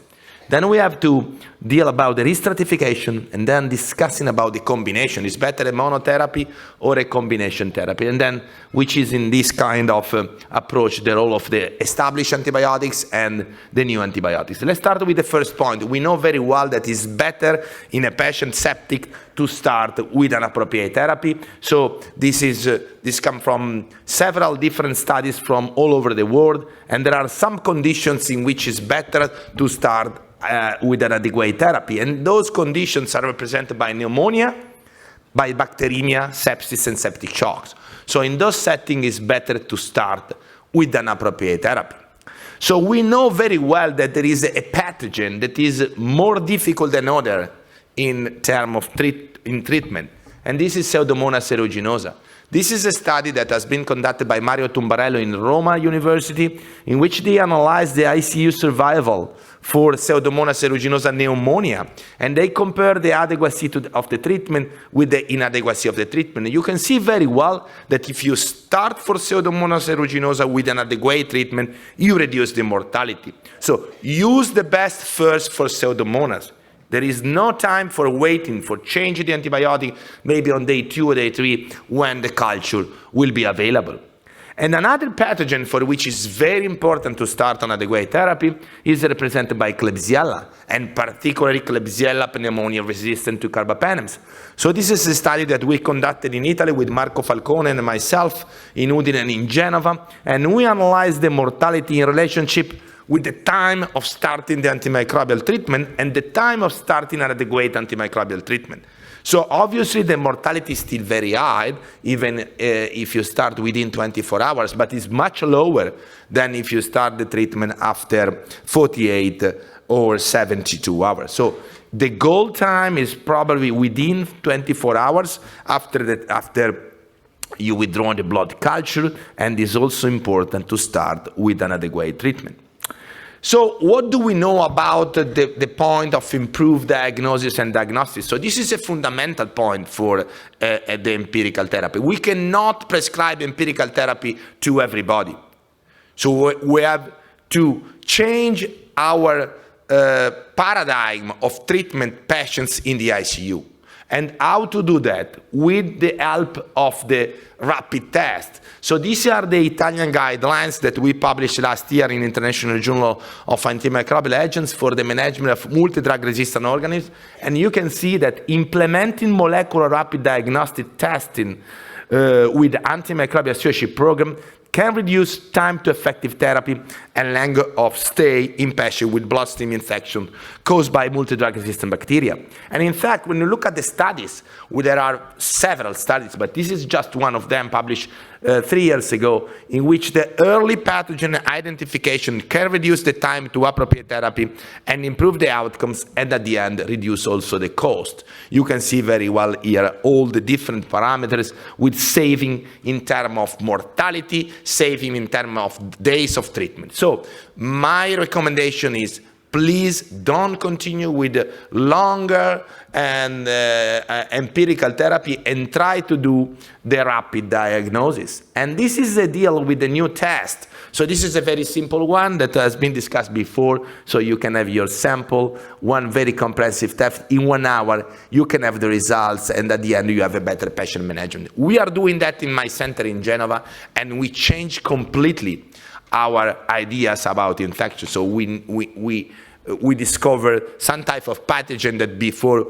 we never isolate with the standard culture. So please improve the rapid test in order to reduce in the future the number of prescription of the empirical therapy. So the stratification of the risk of the resistant bugs is very important. So we have to do that not only at the ICU admission, but also during the ICU stay. And we have to consider some important points that we know very well. First of all, the antimicrobial pressure. The patient has been treated before with which antibiotic? And then what do we know about the local epidemiology? And then what do we know, for instance, about the colonization status? Is a patient colonized by a resistant bug? This is a very important point. Why? Because we know, for instance, with this very simple stratification tool for carbapenem resistant and cephalosporin resistant for Pseudomonas, that you can use this kind of tool, and there is a point assigned. If you have more than 4 points, the probability of having a carbapenem resistant Pseudomonas is higher than 20%, or if you have a point higher than 5, the probability of having a Pseudomonas aeruginosa resistant to cephalosporin is, again, the probability is more than 20%. And you can see here all the risk factors. I don't go deeply to the risk factor, but it's important to stratify the risk factors. The patients in the ICU are different, one by another. So there is one that is at risk for MRSA, another for Pseudomonas, another for Acinetobacter, another for ESBL, and it's important to do the risk stratification. And we know very well that there are some risk factors for MDR. This is a nice study that has been published more than 10 years ago, but they analyze 4 important risk factors for MDR: the prior hospitalization or the stay in long-term care facilities, the late onset ventilator-associated pneumonia, the prior antimicrobial therapy for longer than 3 days, and also the concomitant shock state. You can see the odds ratio is every time higher than 3. So consider those risk factors in the stratification model. Then, how to treat the patient with sepsis and septic shock, with the monotherapy or with the combination therapy. So be careful in the combination therapy, because obviously when we combine wrongly the antibiotic, we can have a bad effect at the end. So when we combine 2 antibiotics, this is the effect that we have to reach. okay? So A plus B need to enlarge the spectrum, not like A plus B similar spectrum. So the theoretical basis for the combination is to provide broader coverage that include non-susceptible strains, to prevent emergence of reduced susceptibility, to achieve bacterial synergy, and to provide activity also against the stationary phase, to better penetrate the cells and to inhibit toxin production. Do we have data to support the combination therapy in septic patients?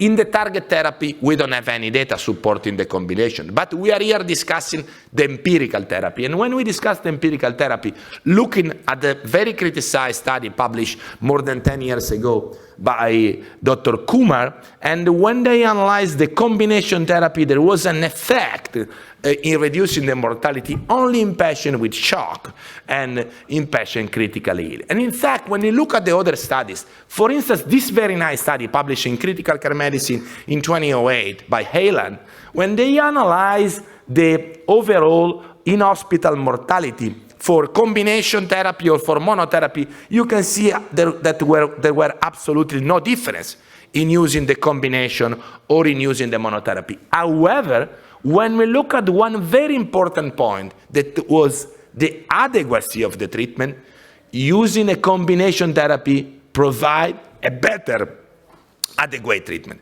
So it's important to use the combination in order to be more adequate in the empirical therapy. It's not good to continue with the combination therapy in the target treatment. And to reach the best treatment, it's probably good to go for the double combination of anti-gram-negative drugs. So this is a nice study published by Peña in CID in 2013, in which they analyzed 3 different types of treatment: inadequate treatment, adequate treatment with a single agent, and adequate treatment with a double agent. And you can see that the double agent was better than using a single agent. And in fact, when you look at this other study by Martinez, when they analyze the combination or the beta-lactam alone, maybe using ceftazidime or ceftazidime plus an aminoglycoside, you can see that the probability of the probability of increase the appropriateness of the antibiotic therapy was higher in the combination therapy with an aminoglycoside.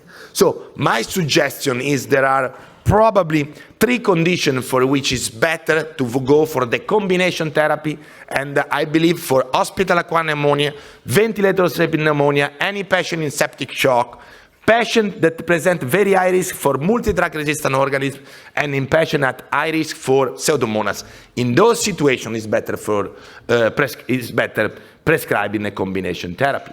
But then it's important also to know what are the situations in which Pseudomonas should be included in empirical therapy. And in my opinion, we have to prescribe an antibiotic active against Pseudomonas in healthcare-associated pneumonia, in patients with bronchiectasis, in patients with multiple course of antimicrobials, in postoperative peritonitis, or in healthcare-associated infections, but also in any type of late onset nosocomial infection, septic shock, severe immunodeficiency, very old, or also in devices uses.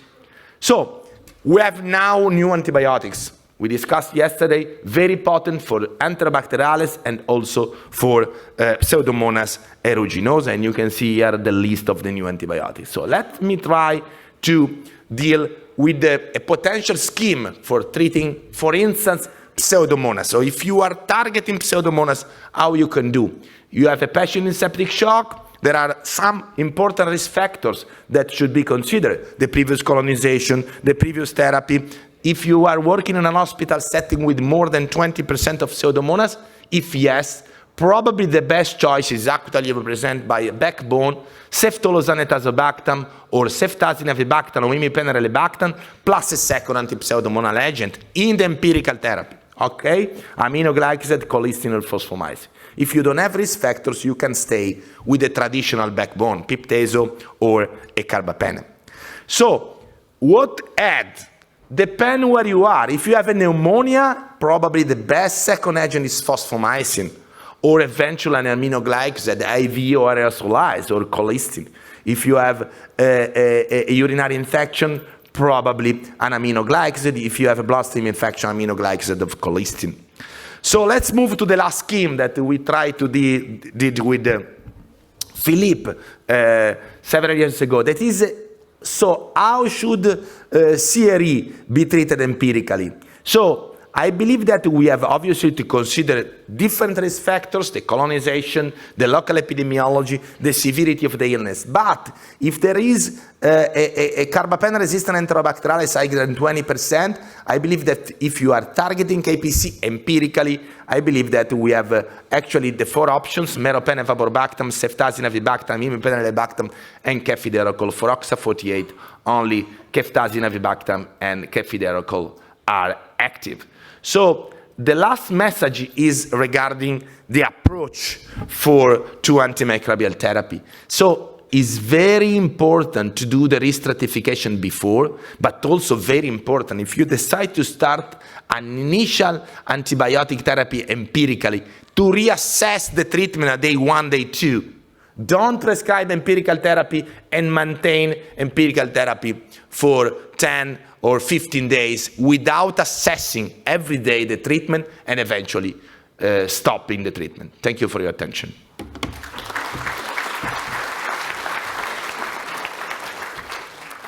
So we have time for one question. For the people upstairs, there is some room available just in the front.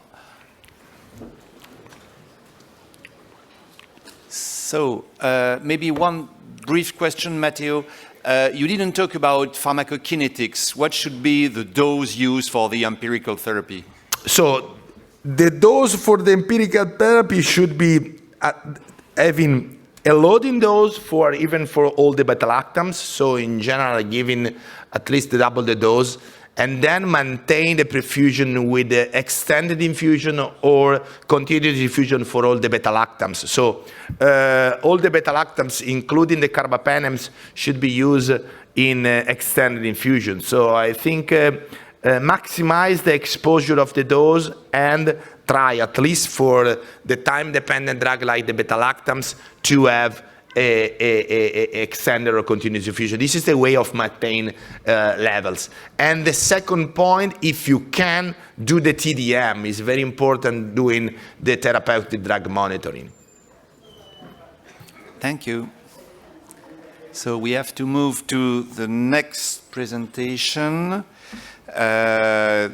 I'm lost. So Dr. Wiersinga will give a talk about machine learning algorithm to reduce unnecessary blood cultures.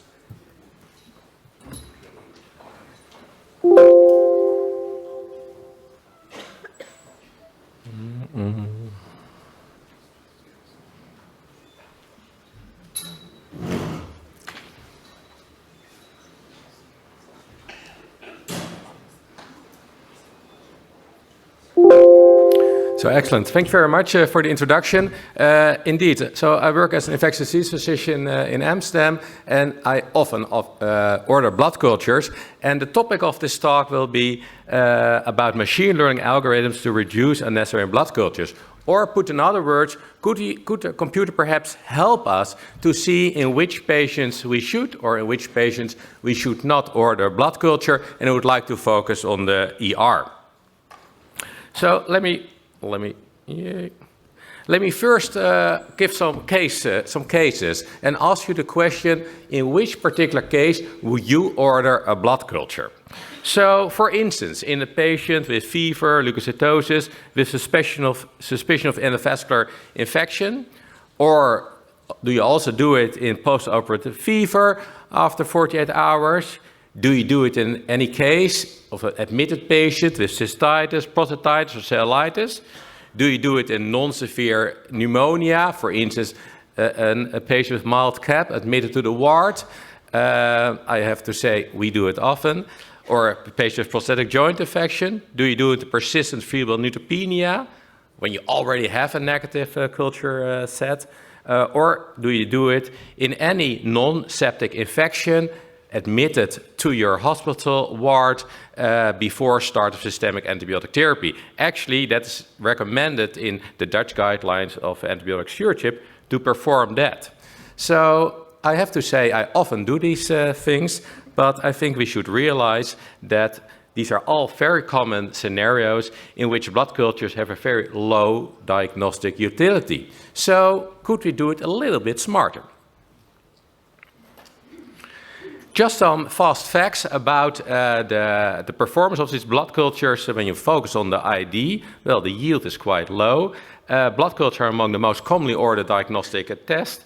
And here you see that the utilization rate can range depending on different studies to 8 to 270 per 1,000 patient days.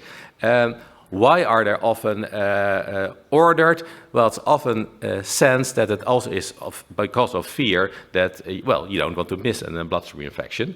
The percentage of positive blood cultures, there's a lot of variation in the literature, depending on 1 to 12% in ID populations worldwide.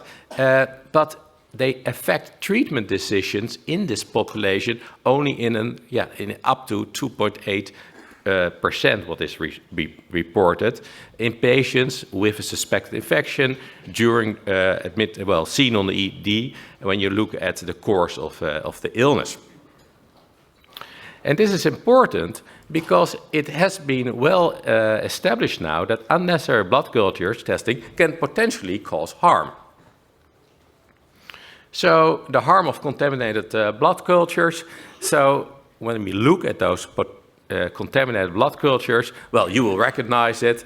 Staph epi, diphtheroides, propiobacteria, they're all commonly identified, and often it is said, all right, this contamination, we can just ignore it, but not always, of course. And it has been shown that blood culture contamination is associated with additional resource use. So increased lab testing, increased microbiology testing, increased use of antibiotics, increased use of follow-up blood cultures, and then you can repeat this problem again. Also prolonged hospital stay and many more factors.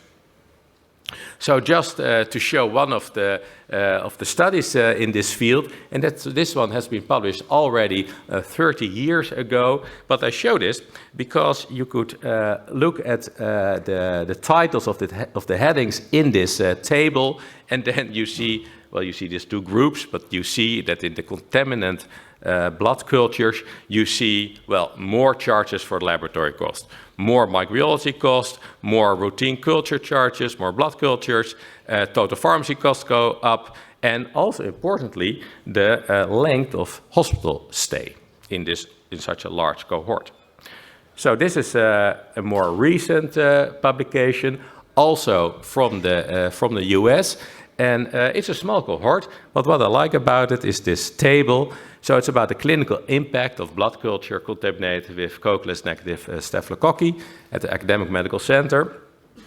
And they screened it. But look at this table. So what you see is, well, what you can imagine, the additional blood cultures collected, more antibiotic courses, all right, but also, for instance, more ultrasounds, more subspecialty consultation, more venous catheter placement, and also a case of a postponed operative procedure. And I think we all recognize those cases. And in this setting, unnecessary antibiotics were given in up to 40% with contaminated blood cultures. So we wondered if we would see the same 1 or 2 decades later in our setting in a European population. So we also did such a study. The answer is actually yes. The problem did not change so much. So here you see an analysis of 12,000 patients on the emergency department with a suspected infection. Blood cultures were taken, and then 5.4% of those blood cultures were classified as contaminated. And what we did see in this cohort, indeed, that it was also associated with increased length of stay, also some more peripheral IV insertions. In our setting, we did not see this effect of antibiotics. Perhaps after, well, more than 10 years of more focus on antibiotic stewardship, that could perhaps help. But harm associated with contaminated blood culture, I think the point is made. So blood culture stewardship could be needed. Could we develop some prediction tools that help us to perhaps diminish the number of blood cultures we take? And that has been done before, and I would like to draw the attention to this. I think it's a beautiful study. It's because it's quite simple and it's quite easy to implement, I guess. It is called the Shapiro rule for ordering a blood culture, yes or no. And what they did in a cohort of 3,900 patients with suspected infection on the ER, and then they made the case that the blood culture is only indicated by this rule as at least one major criteria or two minor criteria are present. And what are the major criteria? Well, they make total sense. If you have suspected endocarditis, if you have very high temperature, or if you're indwelling vascular catheter, and the minor criteria are, well, just normal fever, higher age, or some other complaints like chills, vomiting, hypotension, and elevated white blood cell count. Well, if at least one major criteria, two minor criteria are present, take the blood culture. Otherwise, according to this rule, the patients are classified as low risk and cultures could be omitted. And they found that in less than 1% of this low risk group, that at the end, a positive blood culture was seen. So extremely easy, very nice. And then some years later, recently, we thought, all right, let's also try to see if we could develop, well, with help of machine learning, a prediction tool to help us on the ER if we should give a blood culture or if we should draw a blood culture, yes or no. So we used the electronic health records of 44,000 patients on the ID where blood culture was sampled in the last 10 years. And it was a study across 4 hospitals. 3 in the Netherlands and 1 in the US, also in the Boston area. And there was in the Netherlands 2 large academic hospitals and 1 community hospital. And then this machine learning model was trained on, well, the Free University Medical Center data to predict the blood culture outcomes and validated in the other hospital sets. And then we did subsequent real-time prospective evaluation in the VUMC, the Free University Medical Center. In this cohort, well, what one would expect, positive blood cultures were 5 to 12%, depending on the 4 centers, and also what you could expect contaminated cultures.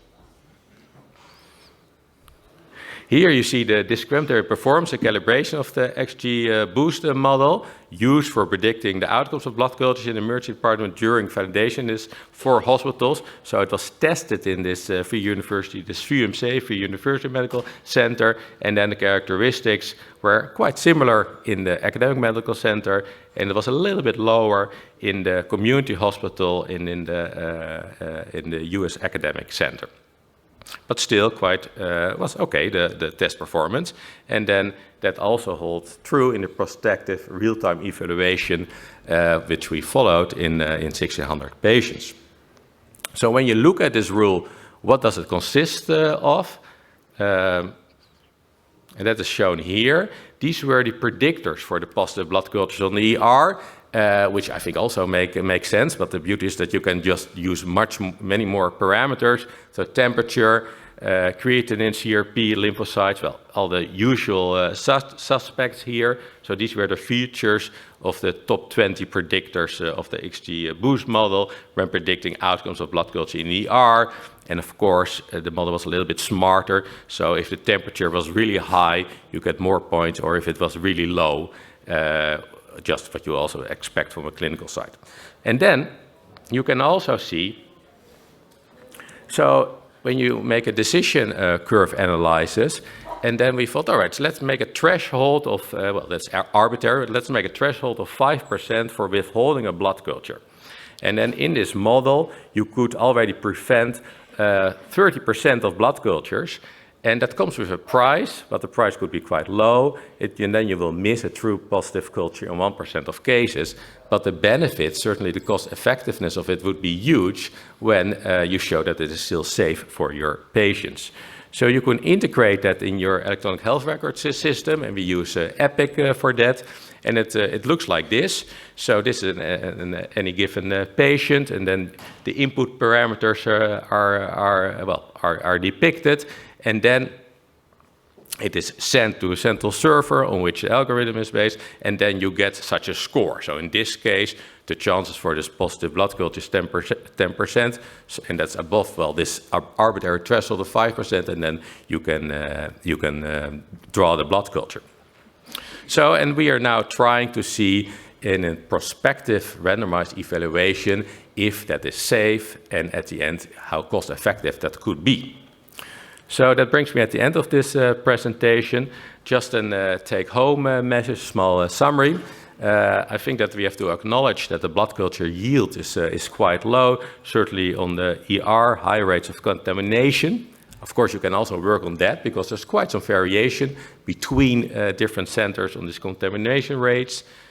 I think we should acknowledge that contamination leads to increased lab tests, increased microbiology testing, antibiotic use, and length of hospital stay. This was one example of a machine learning model based on, the normal patient characteristics and lab results that can identify patients at low risk of having a blood culture, in which perhaps you could not do it. And then the benefit could be quite significant. So now we will organize this RCT nationwide to really get RCT level evidence to support the use of such a machine learning tool, in which we will randomize the patients, in which the physician already think, all right, let's order this blood culture on the ER to just do routine practice, or use this prediction tool. And I think that is really important, because often that step is not done with all these machine learning tools. That is really tried in an RCT to really see on important endpoints from a patient perspective if it's really helpful and safe. So I would like to thank the team back home, certainly Michiel Schinkel, who is a PhD student doing all this work together with his colleagues. Thank you very much.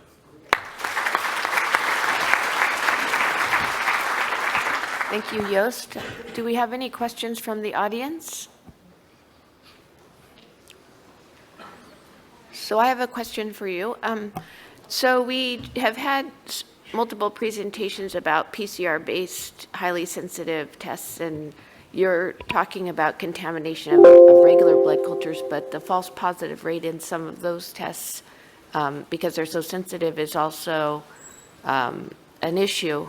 Have you looked at that or thought about that issue? Yeah, so you mean if you do other tests? Yeah, was just focused on just the normal old-fashioned blood culture test. Right. But you're right, you can, of course, roll it out and make it much broader if we really should do all those other more PCR-based tests in patients. That would be the same line of thinking, but we did not do that. It was just the old-fashioned blood cultures. So what about the false negative rate, though? You're looking a lot about contamination, but a lot of time we don't find out the organism, where these other tests are more sensitive. That has a big impact as well. Did you look at that? Yeah, so that is always quite difficult, because what's your definition of contamination? Because sometimes it's quite serious. You really need that. So for this RCT, we will need an education committee to really see, is it just a normal contamination, or was it deemed an important propionibacteria infection, for instance. And it was also done here. So if the microbiologist said, or it was in the clinical record files, that it was considered to be a contaminant, and then it was considered to be a contaminant. But that's difficult, because sometimes how you call it a contaminant. So we looked at how it was used in clinical practice. If it's the microbiologist and the clinical team really said, we discard this contaminant at the end, but that is always, can be a discussion, that's true. Thank you. All right, thank you very much. So my apologies, I must leave to give out the International Sepsis Forum Sepsis Award. So Philippe will be introducing the next. So the next presentation will be given by Dr. Ricard Ferrer from Spain, and will address again, because we discussed this point already, the issue of biomarkers, one or several biomarkers. Thank you, Ricard. Thank you. Thank you for the introduction. So those are my conflicts of interest. So first point is when we have to assess the biomarker, and we have to assess the biomarkers in situations of clearly of uncertainty. If we are convinced that the patient has sepsis, we don't have to assess the biomarker. If we are convinced that the patient do not have sepsis, we don't have to assess the biomarker. But if the biomarker performs well, the biomarker will be able to rule in infection or to rule out infections. This is what we want, and we don't want biomarkers that after doing the test, we still are in the uncertainty situation. This is how we have organized the process of care for sepsis in my hospital. And of course, the situation of uncertainty is here. When you are in the emergency department or in the ward assessing if this patient with systemic inflammation has sepsis. We have a biobank, we are assessing biomarkers in this point, and the results of our biomarker assessment in this point for sepsis or for positive blood culture is those results that you can see here. The area under the curve is moderate for several biomarkers. Best one is procalcitonin in our hands, but it's still moderate. So the question is how this improves the post-test probability of having an infection. Taking the most accepted cutoff, which is 1.1 for sepsis, the post-test probability may increase from 20% to 50% for a positive test. And for a negative test, the post-test probability go down until 7%, but still we are not convincing that PCT is ruling in or ruling out. So maybe the solution is to combine several biomarkers, because if you try to build an algorithm based only in one, like we did in this paper, in most of the cases, patient will receive antibiotics. So not very useful. In a specific subgroup of patients, like patients with immunosenescence, with all patients, it's still more difficult. So if you try, we tried to build an algorithm based in one biomarker, still more difficult. In most of the cases, patients will receive antibiotic. So maybe the solution is to combine.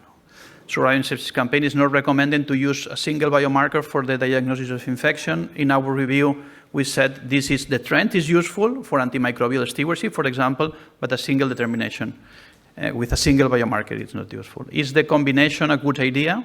Which is the question I have to answer.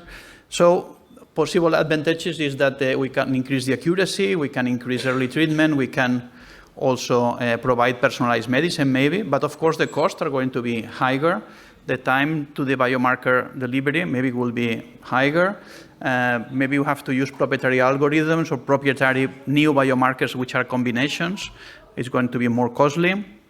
And the standardization is going to be difficult. At bedside, how we can combine two biomarkers. So if we have PCT and CRP, we can consider that both combined, two positive, we will have high specificity. Or we decide that if one is positive, this is sepsis, that may increase sensitivity. So this is quite simple, but the limitation is sometimes we are using biomarkers that are assessing inflammation. So if both of them are assessing the response to endotoxin at the end, they are not going to sum up both of them. So we have to go for combination of biomarkers that assess, for example, coagulation, endothelial dysfunction, inflammation, because they give additional information. So also, sepsis is inflammation plus organ dysfunction. So additional biomarkers of organ dysfunction may enrich this combination of biomarkers.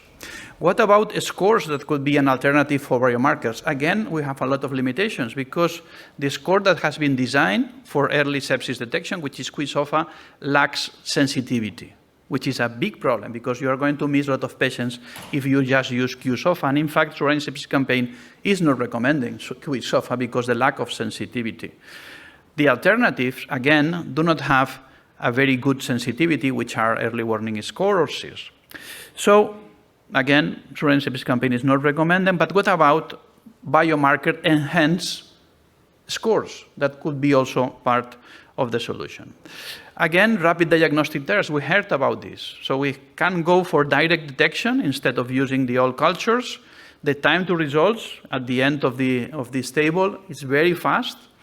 But again, the limitation of rapid diagnostic tests, and this has been also explained before, is that they maybe confuse you because colonization and infection is not very clearly demonstrated. We can detect colonization. So the combination of inflammatory markers with rapid diagnostic tests also makes a lot of sense.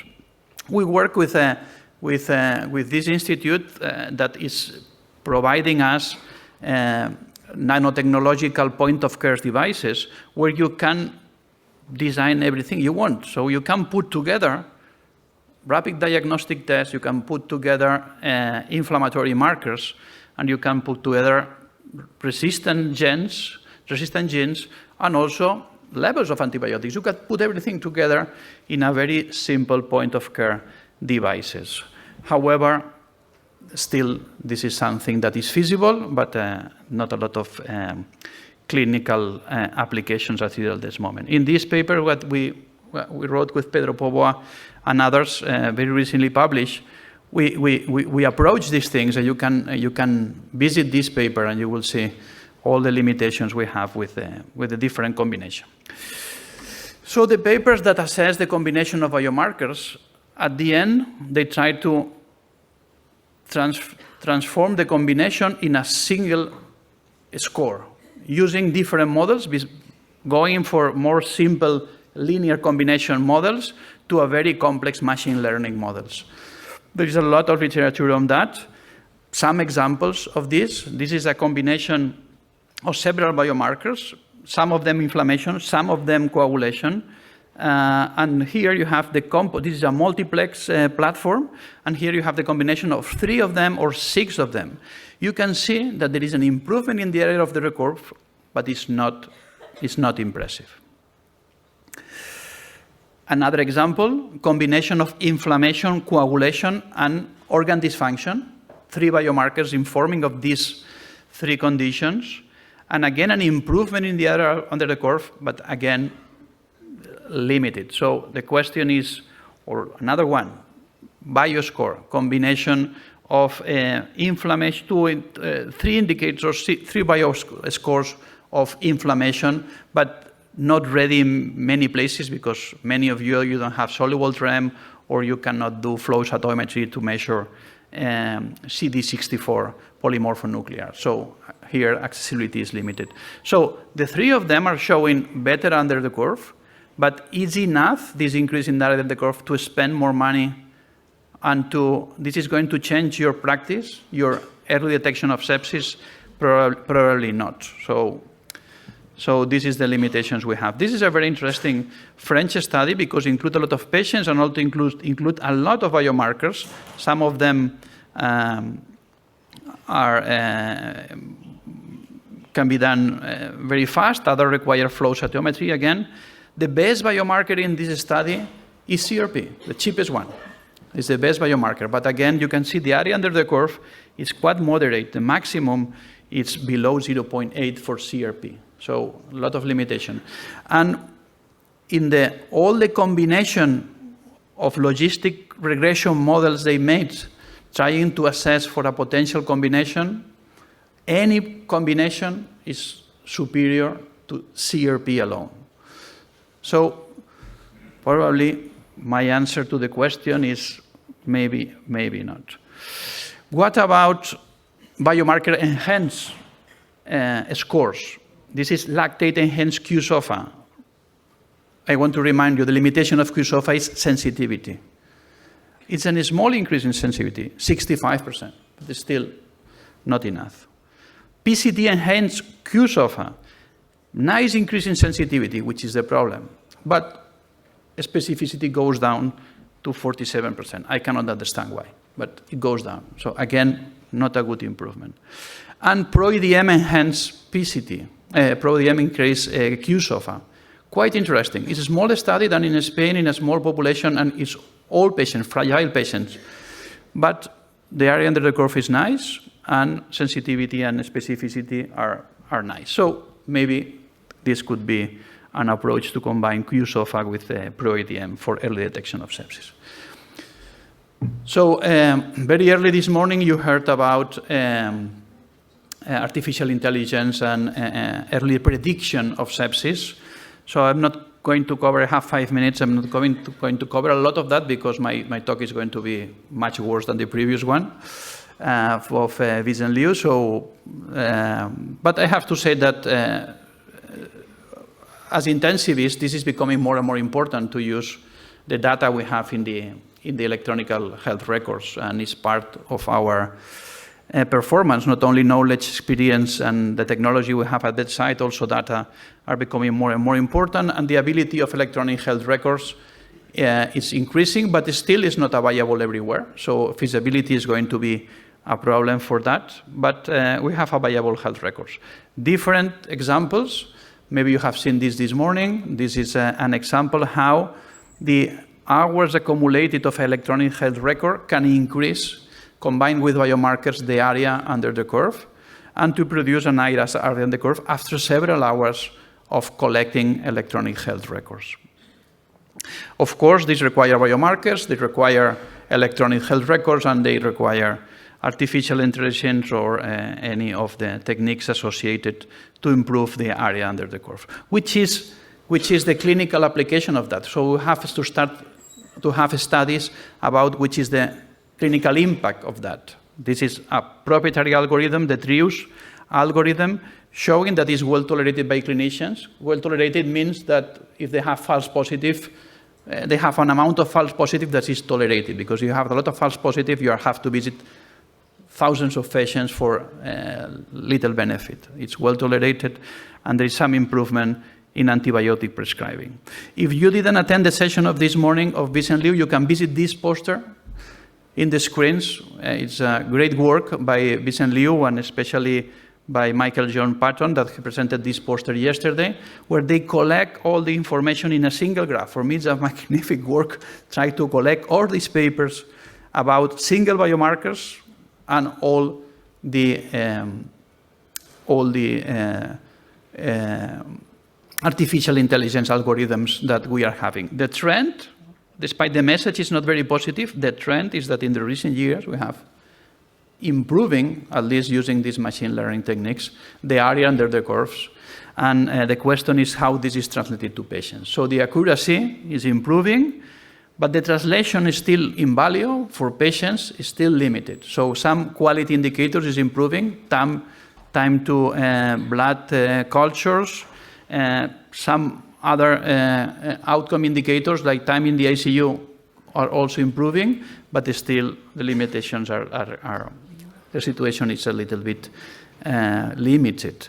And mainly because feasibility, because despite you have electronic health record, to do the integrations, to integrate a new algorithm for screening sepsis in your hospitals, it seems to be easy, but it's not so easy. And it requires a lot of collaboration and a lot of integrations for doing that. So my conclusions are that single biomarkers for early detection of sepsis have limitations. You may consider to combine in your decision-making at the site to combine several of them, but my advice will be that to use biomarkers that are not competitive, that are complementary, one between the others. Can help also to identify specific phenotypes of patients. If you decide to combine also, you decide to use rapid diagnostic tests, combine it with the biomarkers of inflammation. Use your clinical judgment, because biomarker cannot be used as a standalone decision-making technique, should be combined with your clinical performance. You have to build algorithm based in these new scores, algorithms that can be assessed in multicentric studies to show that this improves patient care and outcomes. But there are several challenges, which is the implementation, how we integrate this algorithm with our electronic health records, and how we improve outcomes based in these new available techniques. Thank you for the attention.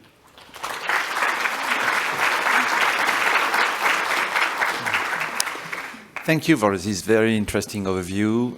questions in the audience? So I have one question. In the current meeting, in the exhibition, we have companies selling point-of-care devices.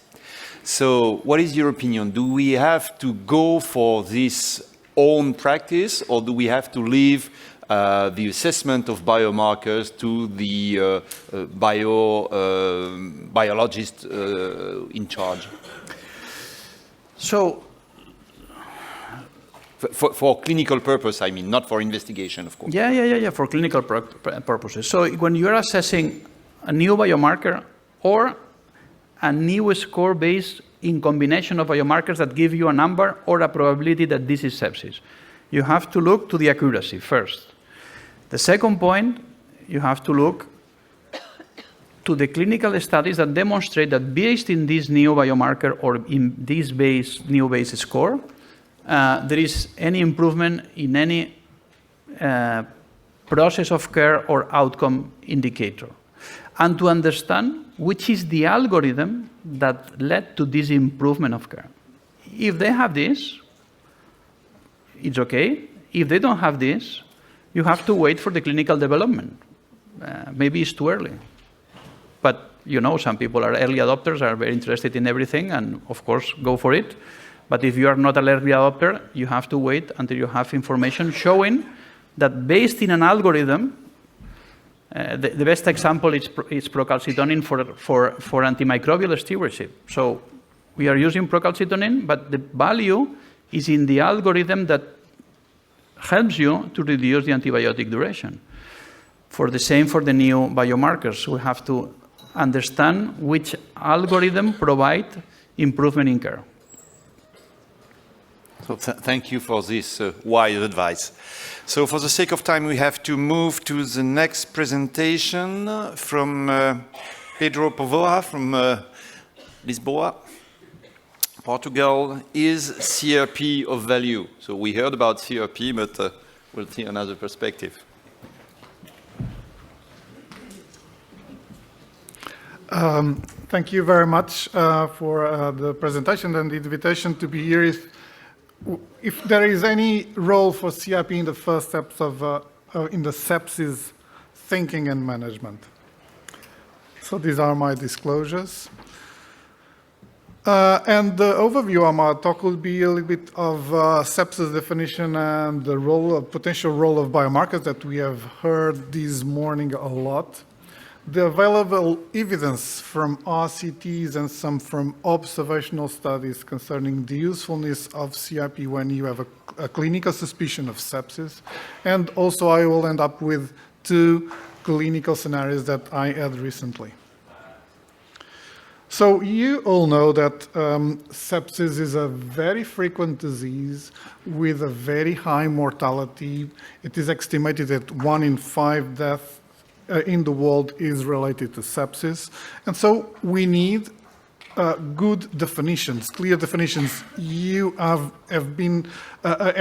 heard lots of ways from machine learning, combination biomarkers, rapid tests to try to identify these patients.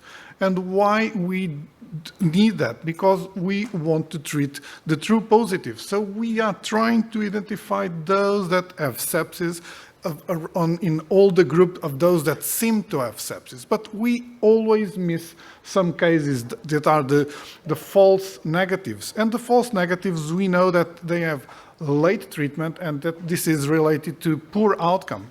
But it is also a problem to have false positives, because we are overuse resources. And these patients have also a higher mortality because the disease that is simulating sepsis is not being treated. And it is also related to antibiotic pressure and MDR emergence. Concerning the timing of antibiotic therapy, between patients having a shock or not shock, but what is important here is that Surviving Sepsis campaign clearly identified that we are not always very confident with our thinking and the likelihood of sepsis. But if the patients have shock, so you have to give antibiotics in the first hour because sepsis is a time-dependent disease.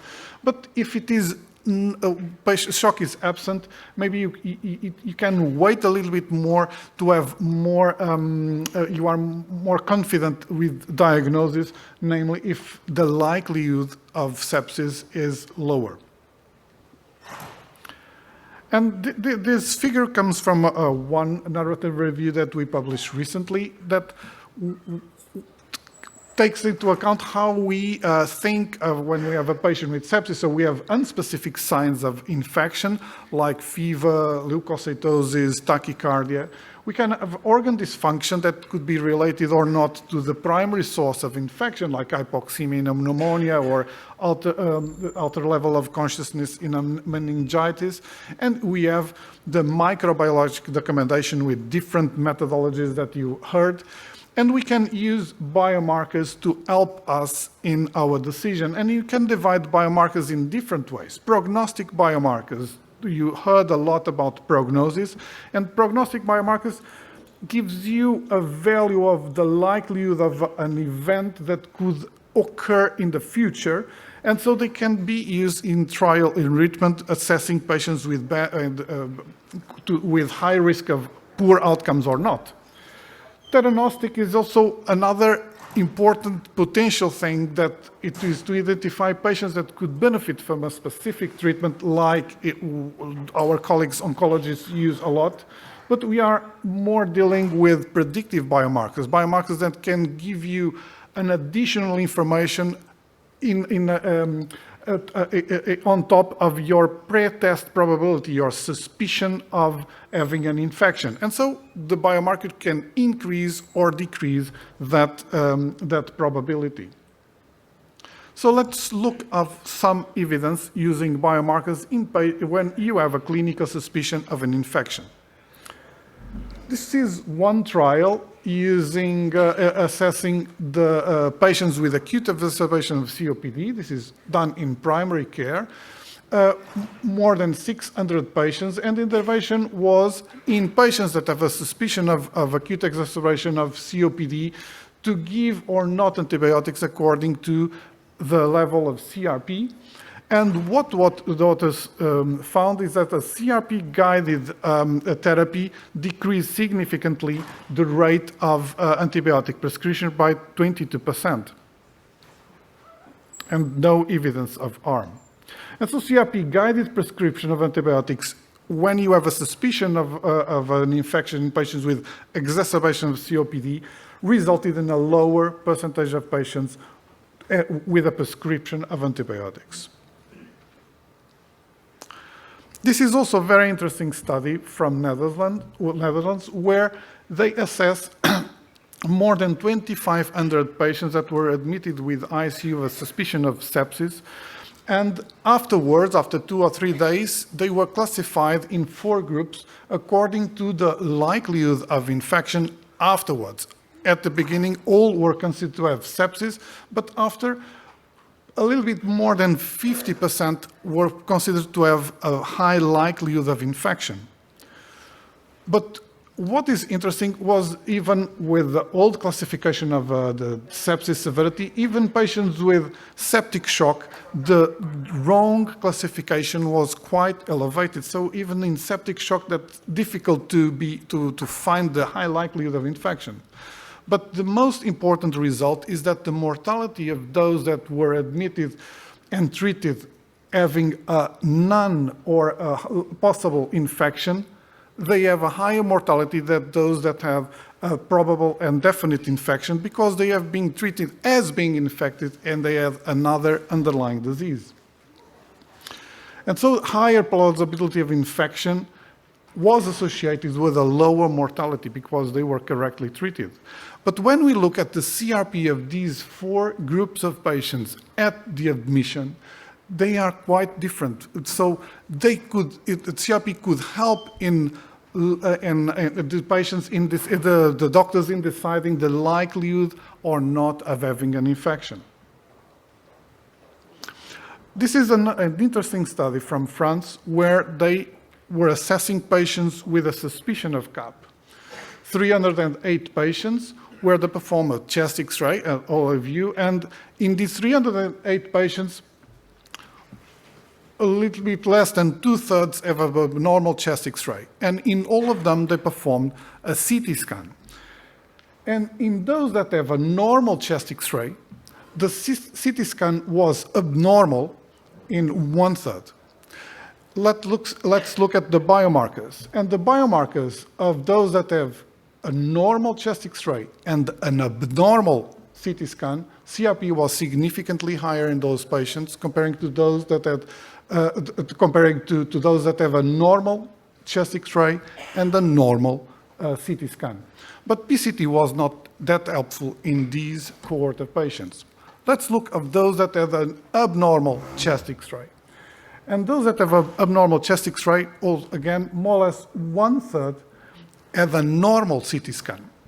Let's look at the biomarkers. And in those that have an abnormal chest X-ray and a normal CT scan, they have a lower CRP, and PCT was, again, not that helpful. And so if you have a patient with a clinical suspicion of CAP, and the biomarkers, a high CRP could be a good marker to identify a false negative chest X-ray, or a low CRP could be a good marker for a false positive chest X-ray, but PCT was not that helpful in both situations. And this study has already been shown by Ricard before. That was, again, clinical suspicion of sepsis in an emergency department, 279 patients, 53 different biomarkers, whole blood RNAs, and surface leukocyte markers. And again, what they found, this is just a part of all the analysis they did. The PCT was not that helpful, again, and the single biomarker that has more discriminative power was CRP, and they performed lots of different combinations, and as Ricard showed, and none performed better than CRP alone, even though it is a moderate discriminative power. So let's look at two recent examples that has been published also in the narrative review that in the ICM. So this is an 80-year-old female that was brought to the emergency department by her daughter because it felt that her mother was a little bit confused, refusing eating. At admission, has a low level of consciousness, temperature was 35.8, heart rate 58, blood pressure 92/55, respiratory rate 22, oxygen saturation, room air 96. The abdomen was a little bit painful and distended without tenderness, and the remainder of the physical exam was irrelevant. The blood test showed leukocytosis, normal platelet count. Creatinine was a little bit elevated, 1.4, was 0.9 1 month before. CRP was 2.7. And the abdominal X-ray show a moderate colonic distension, and after administration of laxative, the intestinal transit was restored. And here the question is, what else to do? Should the patient be started on antibiotics after performing blood cultures, as in the Surviving Sepsis campaign recommendation? And in here, according to the Surviving Sepsis recommendation, the sepsis could be considered as possible, but there was a low CRP that was against all this suspicion. So what we did, we performed additional tests, and what we found was a high TSH with a marked reduction of thyroid hormones. The patient was started on hormone replacement therapy, and she improved slowly of neurological dysfunction. CRP remained always low, and antibiotics were not started. Another scenario was this one, a 79-year-old man with a past medical history of hypertension and chronic therapy with benzodiazepines. He was admitted in the ICU from the emergency department due to low level of consciousness 20 hours before, hypertension already on vasopressors and fever. He has a Glasgow Coma score of 9. He was afebrile at the time. The respiratory rate was 32, 112 beats per minute of heart rate, severe hypertension, already, even though already on vasopressors. Physical examination was relevant and no meningeal signs. And the chest X-ray and the head CT were normal. And so the lab tests show a white cell count of 4,001 and 100. CRP was 28, PCT 2.1, and lactate 2.9. And were drawn blood cultures, and antibiotics were prescribed in the first hour, and sepsis was considered probable in a patient with shock, but also with the serum levels of benzodiazepines were quite elevated, toxic. And so here is what else to do again. How to explain this low level of consciousness, only benzodiazepine, and what about the elevated CRP and also PCT? And so the problem here is we have no obvious primary source of sepsis, but the biomarkers were quite elevated. What we did, we performed a lumbar puncture with a cloudy CSF, a marked increase in proteins and cells with predominance of polymorphonuclears and low glucose level, with the presence in the gram stain of positive bacilli, and also the PCR for meningitis and encephalitis panels show listeria. And so we changed the antibiotic strategy, and 48 hours we have listeria also in blood cultures and CSF. So it is also necessary to have a word of caution when we speak of all these markers. There's an interesting book called Prescribing by Numbers. And in this book, it is something written that is, we are at a state where the line between the normal and the pathologic become a numerical obstruction. And we have to be very careful. We should never treat or not treat an infection based only on a number. We have to look at the patient. So if CRP has a value, my answer is yes, and we have to use it carefully. Thank you very much.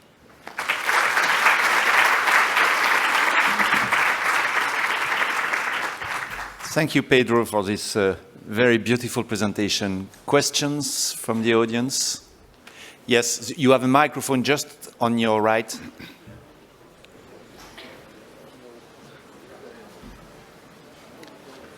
I have a very small question. For the CRP, do you think that the slope of the CRP increase is also important, or just, like you said, the absolute value is more important? And if the slope is also of value, should we sample more, like find the curve of each patient, the increase or decrease?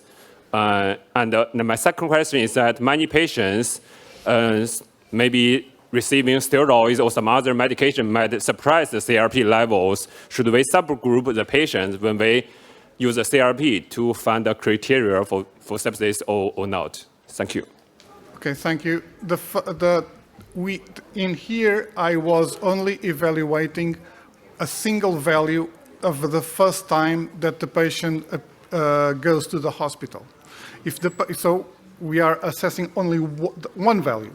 If you have the patient already in the hospital, you can do it as you were saying, not only to detect early on a patient that could have any kind of complication that could be an infection, and also after starting antibiotic therapy, you can also look at the kinetics of the biomarkers, and in looking at the kinetics after starting antibiotics, it's better to look at relative changes than absolute changes, because if you have a change of 5 from one day to the other of a patient that decreased from 50 to 45 is the 10% decrease. If it is from 10 to 5 is a 50% decrease, and that has different meanings.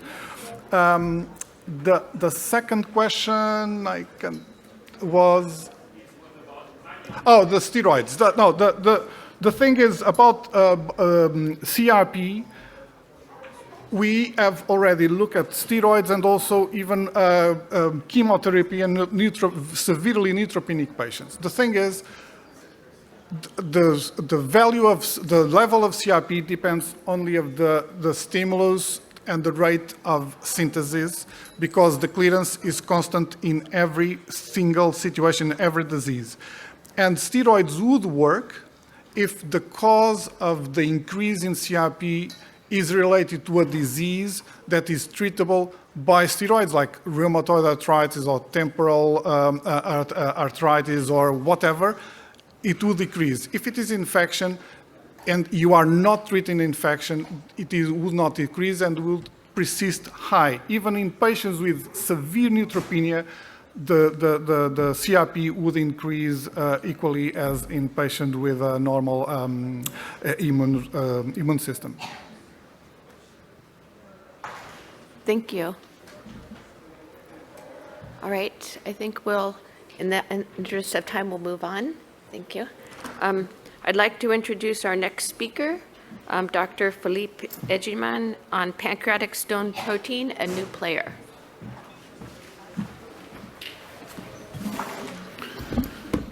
Good morning, everybody. Welcome to this session, and thank you for the invitation. So first of all, be careful. Anything I will say to you may be strongly biased by all the relationship I have with the industry. I participated to many trials and I give regularly lectures, including for abionic, and you will see that I have some conflict of interest with them. But I have no offshore account. I'm working in a public hospital and all the money has to go in the hospital. The contract are signed by the hospital and we are using that for research purpose.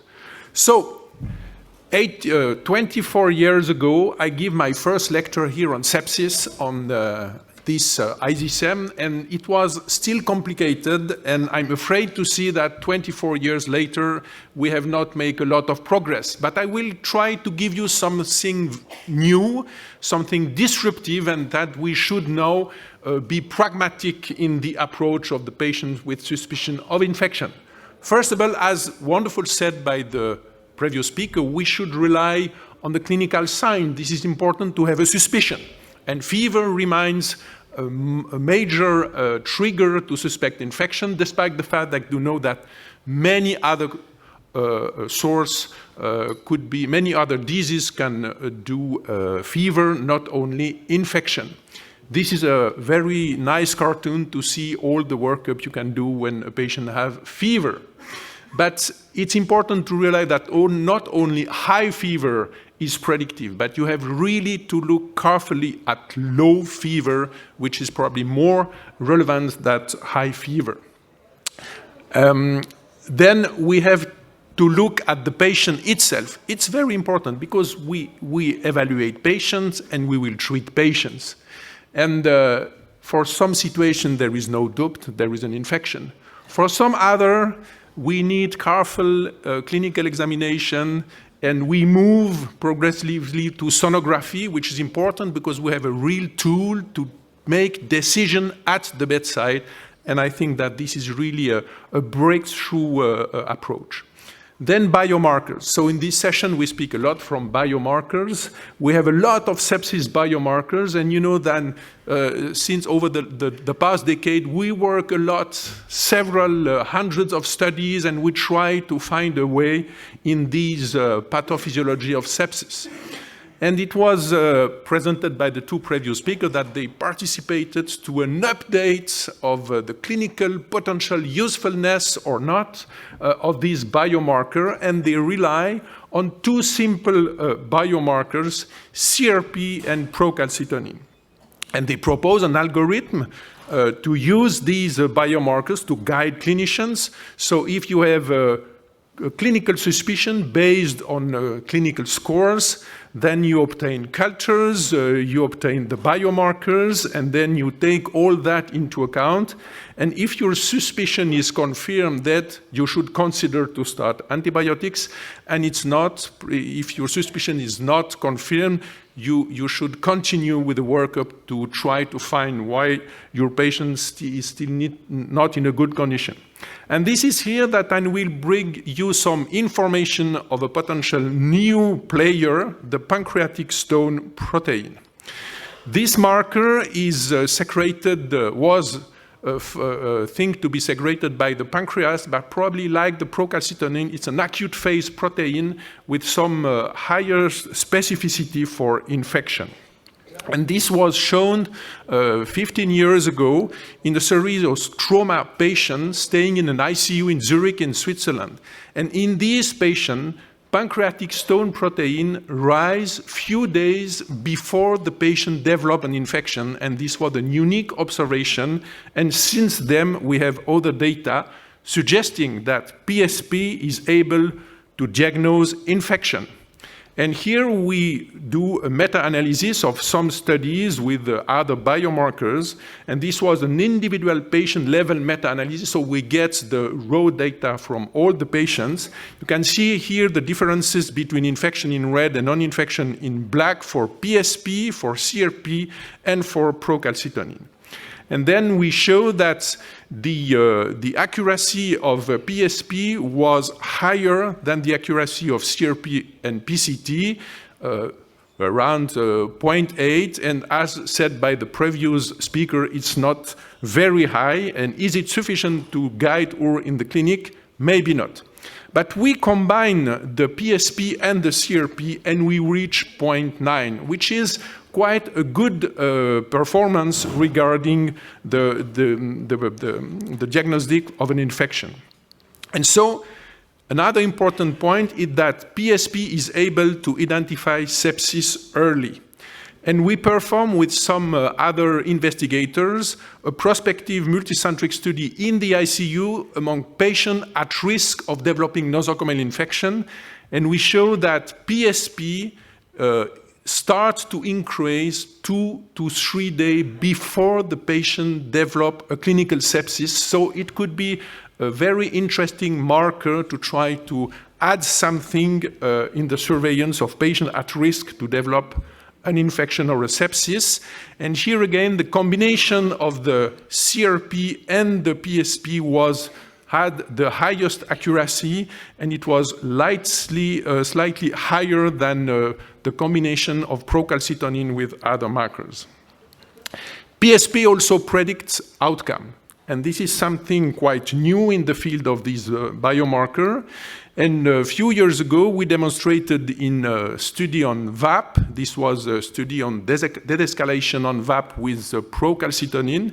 But we go in the biobank and we see that PSP, a high value of PSP after a few days of mechanical ventilation, predict outcome, and the contrast, a low PSP value predict a good outcome also. So something interesting in the field of biomarker. We also show in a cohort of patients with severe sepsis and septic shock that PSP perform better than IL-6 or PCT, so we confirm this potential interest. It has been shown in patients with peritonitis that it's quite a good marker compared to the other.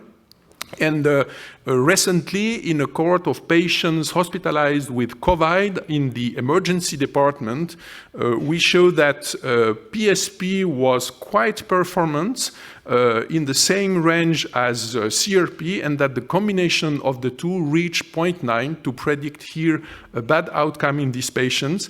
The combination with the score for pneumonia was even higher, but I think that it could help to stratify patients. And we also here perform the next step, so an individual patient level meta-analysis on the prognosis of patient developing sepsis or infection. And you can see that here the PSP perform better than the PCT and the CRP. The accuracy is quite low, but we try not to predict infection. We try to predict bad outcome through a single measures early in the phase of the treatment of the patient. So it could be interesting potentially to stratify patients that you will put in studies or patients that you will discharge from the ICU to an intermediate care or from the intermediate care to a standard ward. If you have a high PSP level, you should consider to really carefully survey these patients. And here again, the combination of PSP and CRP increase a little bit the accuracy, so it could be, again, an interesting way to do that.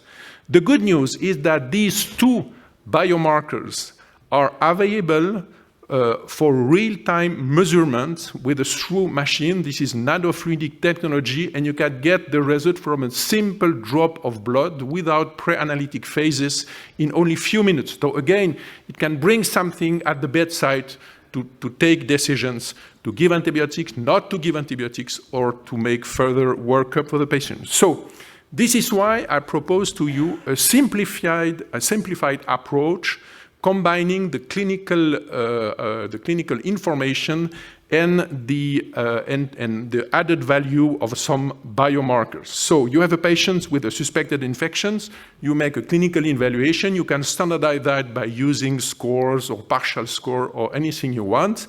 And we propose that you take some blood to measure PSP and CRP.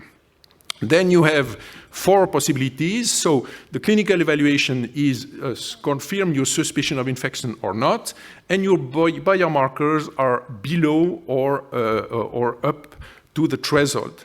And then it's quite simple. If the clinical suspicion is confirmed by the biomarker, so it's probably an infection, you can start antibiotics, support organ failure, and then start eventually PCT-guided antibiotic de-escalation.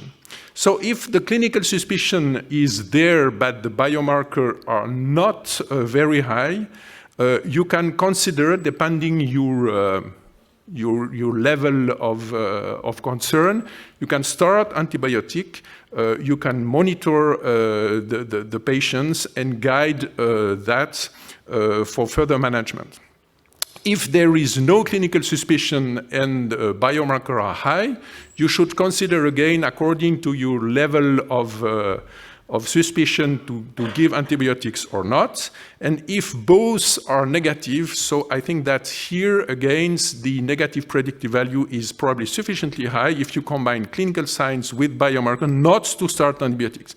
But the most important point for me and for us is that we should redo these evaluations regularly, and we should now move ahead, and we should really introduce serial biomarker measurements, provided they are available for rapid testing with a low price. I think this could really add to our clinical approach of this patient.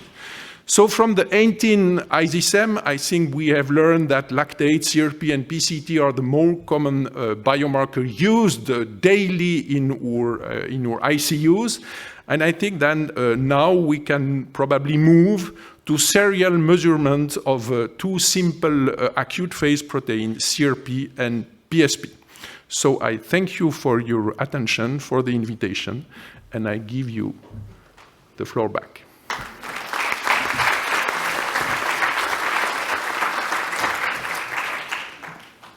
Thank you. We'll take some questions.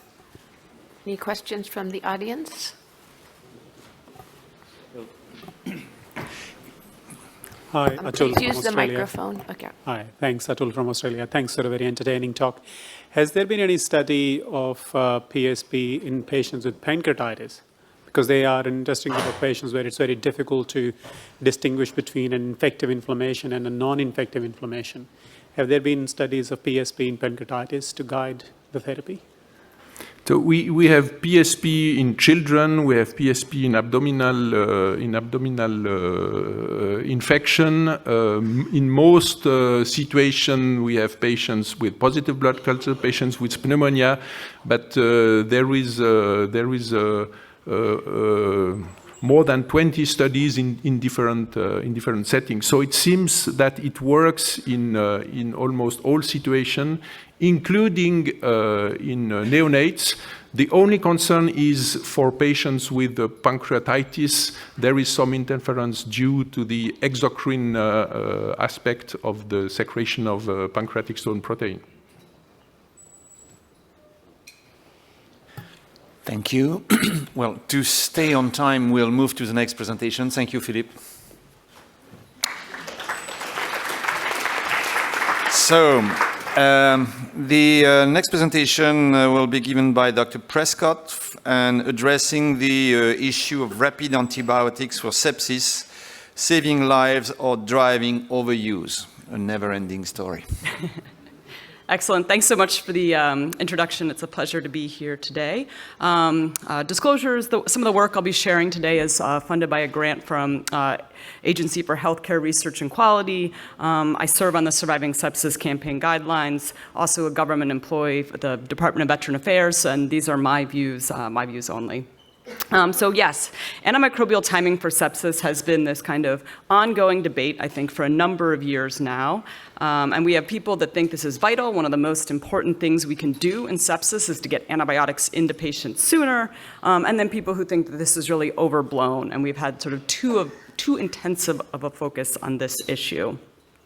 Prompt administration is recommended by guidelines. Back in 2016, the campaign recommended treatment within 1 hour, and then this was included in the Hour 1 bundle.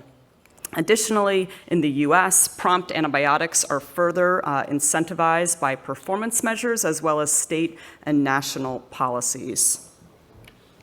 Why is this? There are a number of studies now showing the benefits of shorter time to treatment in observational studies that are able to adjust for illness severity at the time of presentation. This was a study with 35,000 patients that found an absolute increase in mortality of about 1.5% for each hour of delay in septic shock and about 0.5% in severe sepsis. So a difference in the impact depending on how sick the patient was, particularly whether they were in shock or not.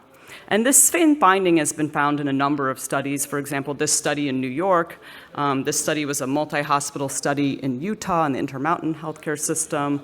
More recently, this was a European study, and there has been just one really randomized controlled trial that has addressed this topic. This was the fantasy trial that randomized patients to getting their antibiotics in the ambulance en route to the hospital versus getting it as usual after they arrived. It's important to note this study was very different than those prior observational studies. The patients were much less ill, much lower rate of shock, where we see that stronger treatment effect and lower mortality compared to the prior populations. And then perhaps non-surprisingly, there was much less of a difference, and this was actually a non-significant difference between mortality in the patients who got antibiotics in ambulance, about 96 minutes faster compared to in hospital.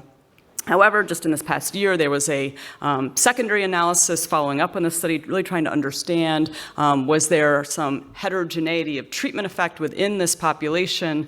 And they found that after accounting for patient age, that there was a significant effect of this earlier time to antibiotics in the intervention arm.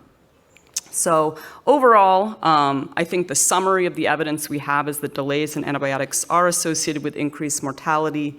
The impact consistently seems to be greater in sicker patients, often sort of stratified by shock or vasopressors. And then this more recent sort of intriguing finding with the fantasy trial that the effect was greater in younger patients. And certainly there are limitations to this observational data, but I think that this finding has been pretty consistent across higher quality studies that have good ability to adjust for confounding between patients who got antibiotics sooner versus later.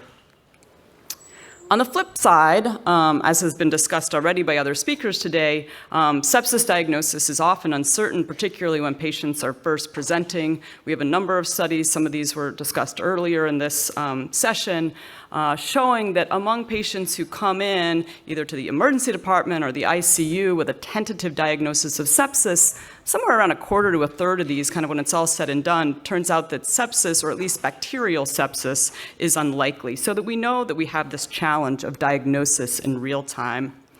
And so in this setting of uncertain diagnosis and this pressure to get antibiotics into patients faster, there's been a number of editorials, perspectives, viewpoints talking about this concern that our intense focus on time to treatment is driving antibiotic overuse and resistance. And these really all boil down to saying time to antibiotic targets risk promoting overuse and antibiotic-associated harms.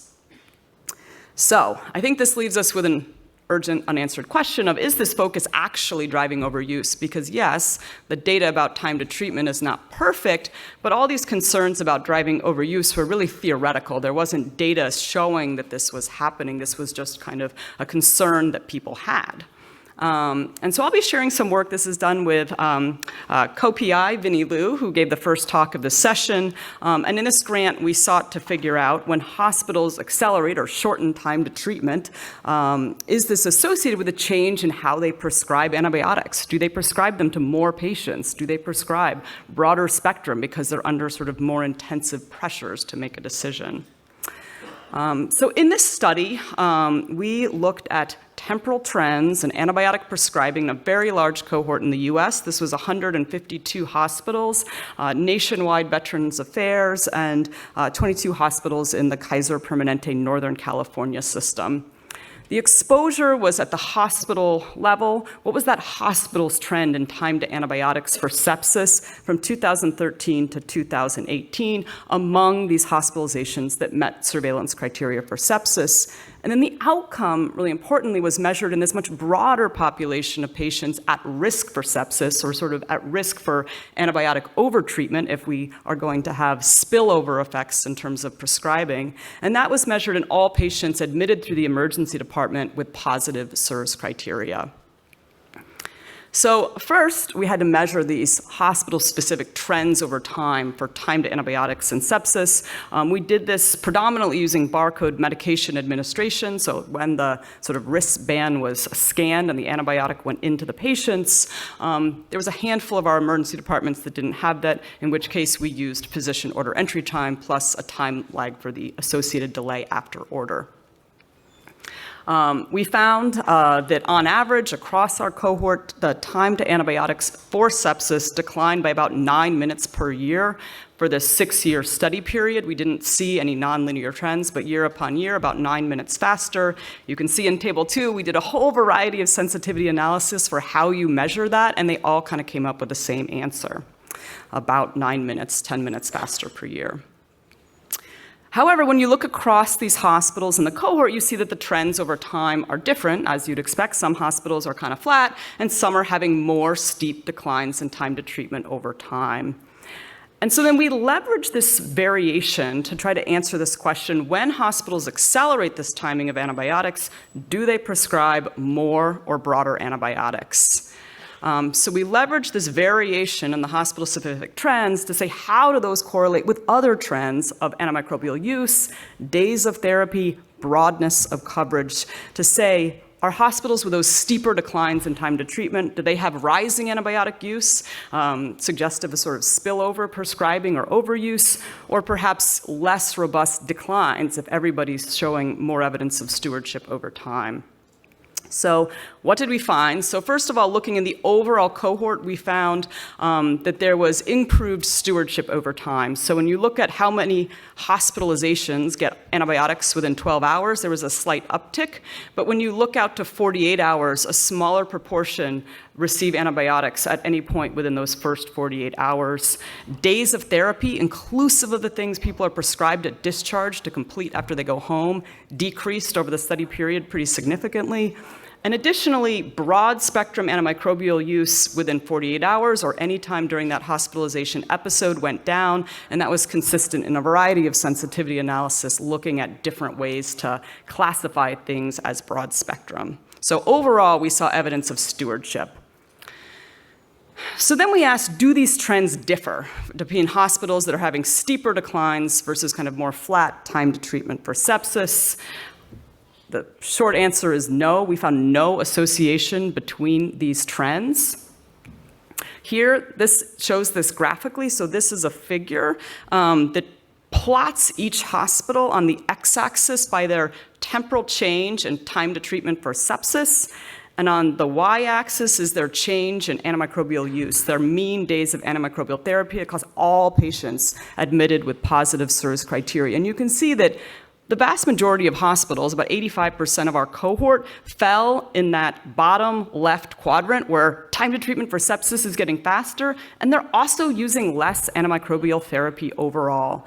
And so I think that this was really a positive message that improvements in time to treatment can coexist with improvements in overall burden of antimicrobial prescribing and stewardship. So, summary of findings: time to antimicrobials declined by 37 minutes in sepsis. Antibiotics within 48 hours for this broader, much broader population of SIRS positive decreased slightly, and then we saw bigger declines in days of therapy, use of broad spectrum coverage, and no association between whether your hospital was shortening time very steeply versus was more flat over time. Oops. So, takeaway: no, we did not see that this was driving indiscriminate antibiotic use, as many sort of viewpoints had worried about. And it likewise did not appear to be impairing stewardship. Even those hospitals with very steep decline were still reducing antimicrobial use. Implications for guidelines and performance assessment. So again, this shows the possibility of making improvements in both directions, sepsis care and stewardship, that were often thought to be really two kind of opposing forces. And I think it supports the continued use of time to treatment targets and working to shorten time to treatment for sepsis. Implications for bedside care. So this is, of course, a figure that we've seen many times during this talk or session already today. And I think that this is really, trying to take into account these competing bodies or sort of different bodies of literature. On the one hand, showing the time to treatment of sepsis is associated with lower mortality, particularly in patients with shock, hence that stratification. But also this other body of literature that's growing, showing that a lot of patients we label as sepsis in the end don't turn out to have it. And so these new recommendations recommend for patients in that bucket, which I think are a lot of people first showing up to the emergency department, the recommendation is for a rapid assessment of infectious versus non-infectious causes of illness. And so we've heard a lot of talks today about what can we use, CRP, pancreatic stone protein, and I don't think we have the exact answer of, what's the best algorithm, but this makes space for that to be possible, as opposed to this prior recommendation that, everybody should be treated within 1 hour, and then people sort of get stuck in this, well, maybe, gosh, therefore I better treat now. Now we say, take a deep breath and, try to think and do what can be done. Even things like X-ray or additional history from the patient, I think, can be helpful in terms of further risk stratifying whether this is most likely infectious or non-infectious, and using that to guide treatment.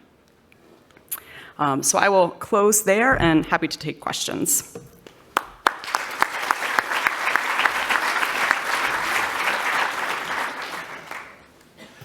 Thank you. So we don't, I have one question for you. So you mentioned no major change, but did you at any time record or observe any improvement or any increase in the number of people involved in the stewardship programs in these units? Oh, yeah. Right. So that's a really great question about, what's happening on the ground with stewardship. So this was, 152 hospital cohorts, so lots of things are happening, and it's hard for us to know exactly what's happening on the ground at each of these hospitals. But I will say in the United States broadly, there's been a huge push for antimicrobial stewardship, and both the VA and Kaiser, where the study was done, are large healthcare systems that have invested heavily into antimicrobial stewardship. And so I do think that there is, still some concern that, well, maybe this doesn't extrapolate to other hospitals that don't really have robust stewardship programs. I do think there always is some risk that you could have spillover prescribing, and some of the future work that we're doing is actually trying to do some simulation to understand, under a whole variety of worst case scenarios, what could this look like in terms of spillover prescribing and what would be the downstream impacts of that. So, yep, very good question. Thank you. Great, thanks. All right, I'd like to introduce our next speaker, Dr. Heatherlee Bailey, who's going to talk about improving antibiotic delivery. Good morning, and thank you for the introduction. And thank you to Dr. Prescott for setting my talk up so nicely. This is a practical approach on how to improve antibiotic delivery. And we know that timely antibiotic delivery, as Dr. Prescott has highlighted, is we follow many metrics. And this is going to be a review of how to improve getting the appropriate antibiotic to your patients. I have no financial disclosures. And we're going to focus on the goals that are important that we all have of improving timely antibiotics and the appropriate antibiotics. What are the barriers and the consequences, and hopefully some repair strategies that you can utilize in your own institutions to improve the care and administration of antibiotics to these patients. We all have these goals. We want to rapidly identify infections in patients who really need antibiotics. We want to promptly get the antibiotics to the patients who need them, and then order them and the timely administration of these antibiotics. To do that, you must identify the barriers in your system and what is preventing these order placements from happening, identification of the patients, and the ability to administer that. We've heard a lot about the consequences this morning of what happens when you don't get needed antibiotics to the appropriate patient, and then what repair strategies might be useful. I'm going to start with the barriers first. First, we heard that it's difficult to decide who needs the antibiotic and what antibiotic do we need. Getting the order placed can also be a challenge, and processing that order so that the pharmacist is aware of the order is another time delay, and then time from antibiotic order placement to antibiotic administered is another area to focus. We heard this repeatedly, that sepsis, we know it is subtle. It can be difficult to decide who has true sepsis or septic shock versus having a mimic, something that is not sepsis. Your trauma patients present typically with SIRS criteria as well, and these issues of patient acuity, staff shortages, and other issues can focus on this.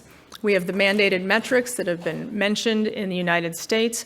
So there's routine screening for these patients, and the concern is Dr. Prescott highlighted, were inappropriate patients getting antibiotics. This study looked at all patients that came in and were identified by SIRS or SOFA, 16,000 patients, and as you can see here, depending on the scoring system, it depended on when the SIRS was positive, when the SOFA was positive, and what this highlights is that probably one scoring system is not adequate, and you may need to use a combination of them or serial sequential to identify the appropriate patient. And then when they looked at the back end on hospital discharge, patients who had diagnosis of sepsis, we went from 16,000 patients that screened positive to 5,000 patients that ultimately had the diagnosis of sepsis. And again, you can see here the delay in time between all of these different metrics. So we must figure out the better way to identify these patients. So you take all the patients, you have a positive screening process, you then have to assess them for infection. And to do that, we use a combination of clinical skills, bedside exam, laboratory studies, biomarkers, and utilizing these modalities helps you identify is the patient of sepsis, septic shock, or some other mimic who needs the antibiotic. And these are multiple areas where there's challenges. The patients identifying the antibiotics. Sometimes your electronic health order system has problems placing orders. In my system, if you want to enter an order and someone else is in the order chart, you are not able to place an order. That's a safety thing. But then sometimes the residents will leave the order screen up and have locked the chart, and so no one can get in to the order. So there are multiple barriers that need to be addressed. Acuity of patients, volume of patients, all of these affect the ability of identifying the appropriate patient and then delivering the antibiotics. MDROs, we are all challenged with. We hear almost on a daily basis that there's another new multi-drug resistant organism that comes out. And in the emergency department, if your patient that arrives in your ED is unknown to your system, you have no EHR database, you may know nothing about this patient. If they've just gone back into medical tourism, that's delayed during pandemic, but that is starting to reoccur. People are going elsewhere for their health care and coming back, and you have no idea what happened to them, what bacteria that they have been exposed to. And the EHR flag system is not good. Typically, you get into the chart and it flags right then and there, oh, this patient is MRSA or has had VRE. But when you go to place the orders, there is no flag for that reminder. It's well known that the busier your emergency department is, the more volume that there is, the longer it times to take to get antibiotics in place in the ED. And this is just for in one emergency department. Depending on the time of the day and the volume of the patient, the length of time increased. So what are the consequences? Well, it's been highlighted that delayed appropriate antibiotics in patients, especially with sepsis, they can progress to septic shock. They have increased mortality. And at least in the United States, if you don't meet your metrics, your hospital gets less funding, so that in turn trickles down. You get less staff, less assistance. So this is a significant issue. It's a nice study in CHEST last year that showed each hour delay of time to get antibiotics in for septic shock increased progression to septic shock by 4% for each hour delay of antibiotics. Then there's the antimicrobial lead time that's been mentioned. How long does it take to get the antibiotics from order into the patient? And the more complex the patient, the longer the time. And in this study, ideally, you want to get it in within an hour to these patients. More than half of the patients, it took an hour and 1 1/3 hours. And that extended out to a 28-day mortality. But in the patients that are easy to identify, septic shock, it's relatively easy to get the antibiotics in. But even in those patients, you know that they need antibiotics, there is still a delay, and we can do better. This study I found interesting. This was delay in time to second antibiotic administration, and I thought it was just going to be if these patients were boarding in the emergency department. But no, apparently all patients seem to have this challenge, whether they rapidly get out of the emergency department and within that 6 hours and get up to a bed, or they're already being delayed in the emergency department and boarding. It's about the same amount of delay, so there is a system challenge there as well. So it's not just if they're stuck in the emergency department. Even once they get admitted, there is a delay. So what are some potential repair strategies that we can focus on? You have to look at your system. You need to identify in your system what are the unique processes that are causing the delay. So you need to create a process map from the time of patient arrival to the time of antibiotic administration. Where are your barriers? And then you can implement a management guideline that then sets a set process that everyone follows to ensure that the patients who need antibiotics are getting the antibiotics in an appropriate time frame. Many studies have shown that single education experience is not adequate. There must be recurrent education throughout time, because not only do staff change, but also frequent overturn of house staff. But even in a steady staff, you must frequently re-educate. There can be things done with your EHR to improve care. You can have a hard stop if needed to get the appropriate antibiotic in, but typically this is going to require a system-level change. We heard in the opening ceremony about AI, saw what an AI poem can do, and that machine learning it seems, can appropriately predict who is going to develop sepsis. We should be investigating this, how to identify these patients early on. This was a system, this EHR alerted both the ED doc and the pharmacist to say that there is a sepsis issue and make sure this patient gets antibiotics. And what it showed on the left, time to antibiotics improved, but more importantly, on the right, this violin graph shows that patients who got their antibiotics appropriately in a timely manner had improved mortality. In the hospital as well, this is known as nudging the team. EHRs can alert the team because of concerns in vital signs or labs, collate that, nudge the team to do a bedside assessment. And when this occurs, you can see that there is improved both length of stay in the hospital and in the ICU, and more importantly, improvement in mortality. So directing a bedside assessment. This was a pediatric study, and it took a look at multiple implementations to improve antibiotic order placement, focusing on improved order entry, educational, and what they showed was by doing all of these steps, dramatically improved order entry, and it continued on. This was another type of pharmacy notification. There was education and notification that this is a patient who has sepsis. Make sure you get these antibiotics prioritized. They were also given a pager, that they were given an alert, and so they were able to sustain the improvement of the pharmacist filling the appropriate antibiotic. And then this was from the prior study, that it wasn't just ordering the antibiotics, but they showed improvement in time delivery. And one of the biggest steps, as you can see here at the drop, went back, sorry about that, is when they place the appropriate antibiotics in the unit. And that is many times one of the biggest steps, is not having the antibiotics on hand. So when the order is placed, the nurse identifies it. If they have it in the unit on the Pyxis, you can just take it and place it and give to the patient. Well, sometimes money works. This was an interesting study out of the state of Michigan, and there is a challenge in their trauma patients that had open long bone fractures and a delay in antibiotics. And Blue Cross Blue Shield, one of the biggest insurers in the United States, came to the hospital systems in the state of Michigan and said, look, if you're supposed to be at 80% metrics, you're not at 8% metrics. And they developed a performance pay improvement to the hospital so that they could improve staffing and improve care, and found that, not surprisingly, money works.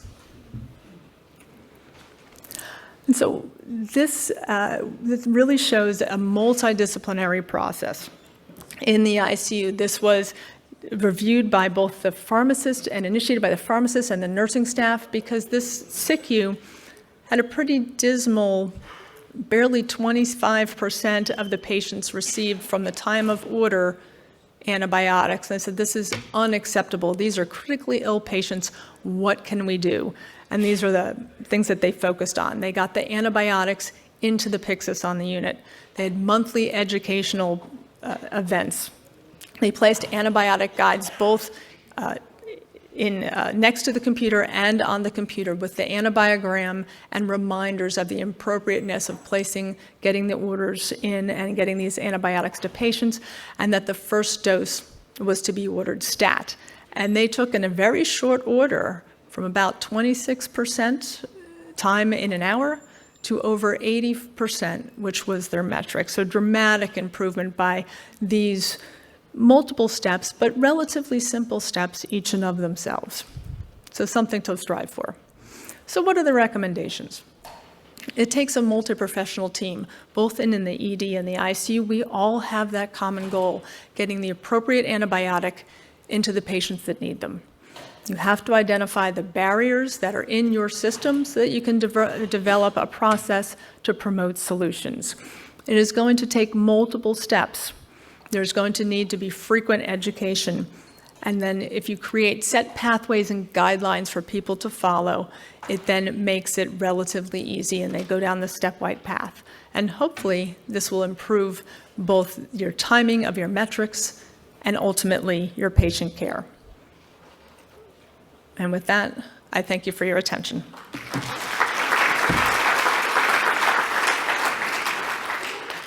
Thank you very much. Do we have any questions from the audience? I have a question for you. So I didn't see that any of these algorithms were taking the immunocompromised host separate, and identifying that as a separate high priority. And also sometimes which antibiotics in those patients is more complicated. So actually in the pediatric studies, the one where they had the graphs, they did have an initiative about their neutropenic patients. In that, for both the time to order antibiotics, get the appropriate antibiotics, and then 2 slides later in the delivery of the antibiotics, they did specifically have an initiative about their immunocompromised and neutropenic patients. Thank you. Any other questions? All right, thank you very much. Thank you. So the next presentation will be given by Dr. Rahmel from Germany, and he will talk about the use of immunoglobulins. Yeah, thanks for the introduction, and happy to see you at the Isicem this year. My topic, it's a pleasure to talk about, is when to add immunoglobulins. I think literally most of you will not think about use immunoglobulins as emergency sepsis treatment. However, I think there are some important aspects that we can discuss about. Of course, from a pathomechanistical point of view, that's the first part of my presentation, and later on we must talk about the clinical evidence to come to a clinical resume at the end of my talk.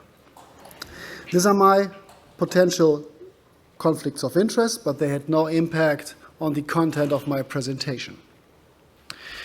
So at first, have a look at the general cause of an immune response.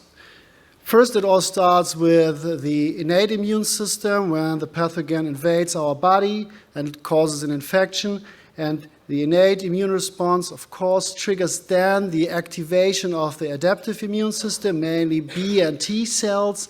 And due to the contact to the antigens, B cells will differentiate to plasma cells and produce specific antibodies that are capable to opsonate and also neutralize the foreign pathogens. I think this is the function of immunoglobulins and antibodies that most of you will associate with this molecule.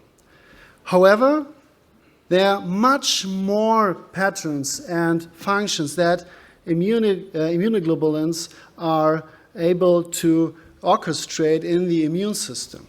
So we find, for example, inhibition of dendritic cells, a suppression of neutrophil function, and also a significant impact on the function of macrophages. And it also impacts the function of B cells and T cells, and we also have a significant impact on cytokine production, here especially the attenuation of overwhelmingly produced inflammatory cytokines. So, in a general perspective, it may be interesting to introduce immunoglobulins in this dysregulated immune response to improve the communication between immune cells and to help the immune system to find the way back to a proper resolution of the inflammatory and anti-inflammatory response. This even becomes more clear when you look at two different types of antibodies that every one of you has in your immune system.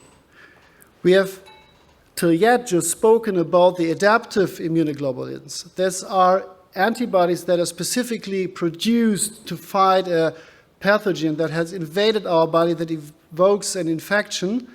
But all people that sit here has also measurable levels of immunoglobulins. And not all of you, I hope so, have at the moment a significant infection. So our immune system also produces immunoglobulins without any contact to a pathogen. And these immunoglobulins are not produced to neutralize or opsonate any pathogen. They're just there to enhance the communication and the regulation of the immune system. If you then look at the structure of an antibody, it even becomes a little bit more suggestive. You have, of course, this variable region, and the variable region is there to recognize different pathogens and, of course, help to neutralize the foreign pathogen. But you also have the larger constant region, and in this constant region, the most functions are included that help to orchestrate the regulation, the modulation of the immune system. And this must not be neglected also when you use or try to understand the potential benefits when using immunoglobulins.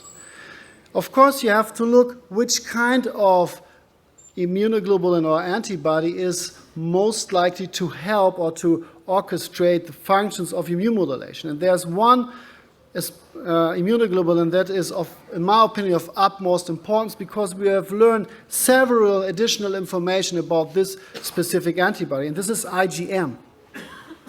I think most of you would have said until now, because now you get the newer information, that IgM is a symmetric pentamer. This is also still current state in current books and literature. But this is not true. Recent studies have proven that we not find a symmetric pentamer in order to define the structure of IgM. We find an approximately 25% a symmetric hexamer, but the vast majority of IgM is an asymmetric pentamer. And this is strange because by nature, nothing is made asymmetric. This makes no sense in general. Just in case we have a specific function in this gap that is built in the region of the J chain that you can see here. And yes, this gap has a specific function. It's a specific protein binding site for a really interesting and also highly powerful immune modulating protein, the so-called AIM. AIM is also called the apoptosis inhibitor of macrophages, or CD5L. And this also orchestrates many, many important functions in the immune system that I will shortly explain to you in the next slide. But to understand the interaction between AIM and IgM is, in my opinion, really important. I cannot tell you at the moment which is more important, IgM or AIM. I think at the moment it's the interaction between both, because AIM is liberated by macrophages in the sera of people, but it's a small molecule, just 35,000 kilodalton, and will be rapidly eliminated by your kidneys. And to hold it in your body, you need the link to AIM to have a pool that can be activated during an infection. On the other hand, we just liberate active AIM. And to control the activity of AIM, also IgM is necessary to organize the pool of active and inactive AIM. And of course, if an AIM-IgM complex passes an infection due to the lower pH levels, we can liberate AIM, and then it can orchestrate its function at the site of infection. What are many of these functions?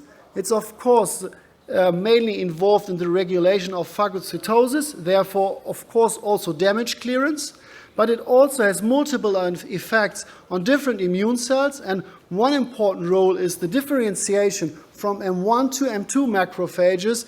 And some of you will know that this is one important sign to help the immune system to resolve an inflammatory response after sepsis properly due to the differentiation from M1 to M2 macrophages. But there's another interesting aspect that is recently elucidated by Obermeier and colleagues from Austria. We until now have just associated immunoglobulins with an increased risk for thrombosis, and we need to rethink this burden of immunoglobulins, because there's clear evidence that immunoglobulins, and especially IgM, may even help to reduce the risk for, in this case, immunothrombosis, microvesicle-induced immunothrombosis. One of the major concerns that we had during the COVID-19 pandemic is able to be reduced by binding of IgM on the surface of the microvesicles and therefore inhibiting the induction of immunothrombosis. This also may play a role in some types of sepsis. So really interesting aspects that we need to consider when looking at immunoglobulins. And as a first short summary, I want to say from the pathomechanistical point of view, immunoglobulins are much more than just opsonating and neutralizing antibodies.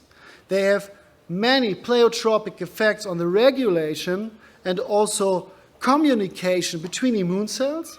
And from a pathomechanistical point of view, they may even help to orchestrate the way back to a proper immune resolution after a dysregulated immune response after sepsis. These are just theoretical thoughts. And of course, we need clinical evidence so that I can tell you, when to add immunoglobulins. And now we look at the clinical evidence. This is an older meta-analysis and included studies using EGM-enriched polyclonal immunoglobulins. So in general, good attempt. But we see here just a number with monocentric trials, small number of patients included. However, we find a trend or a significant trend towards a better survival when using immunoglobulins. But major flaw, just small studies. We cannot be convinced that this evidence is enough, of course. So we need to look at larger studies. And one large study that is published in the same time is of Verdun and colleagues, not using EGM-enriched preparations. However, we see absolutely no benefit when using immunoglobulins. So what we now need is a more recent study using IgM-enriched preparations, in my opinion, and, of course, a larger randomized control trial. And here it is, a Sigma study, published 2018 by Tobias Welte and colleagues. And here, unfortunately, also absolutely no difference in survival when using immunoglobulins in severe community-acquired pneumonia or not using IgM-enriched preparations. So, that end, this is the question. All my theoretical thoughts were nice, but clinically useless. As scientists, we know this problem sometimes. A little glimmer of hope we have when we look at subgroups. Subgroups are sometimes a big burden, and sometimes they may help us to improve our processes in terms of getting better therapies also in sepsis. Here we find that a subgroup with high C-reactive protein levels and low IgM may benefit here significantly from a treatment with IgM-enriched immunoglobulins. However, just a subgroup analysis.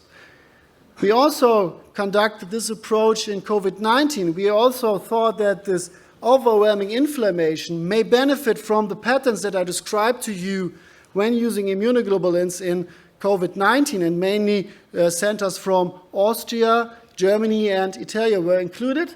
And we found that the patterns that may identify the people that benefits from a treatment in severe bacterial-evoked pneumonia were not applicable to COVID-19, but we found that in general, patients in an early stage of the disease course, with a severe disease course, previous to mechanical ventilation, and if you now remember what is with tocilizumab, what is baricitinib, all the substances were applicable when they were used early.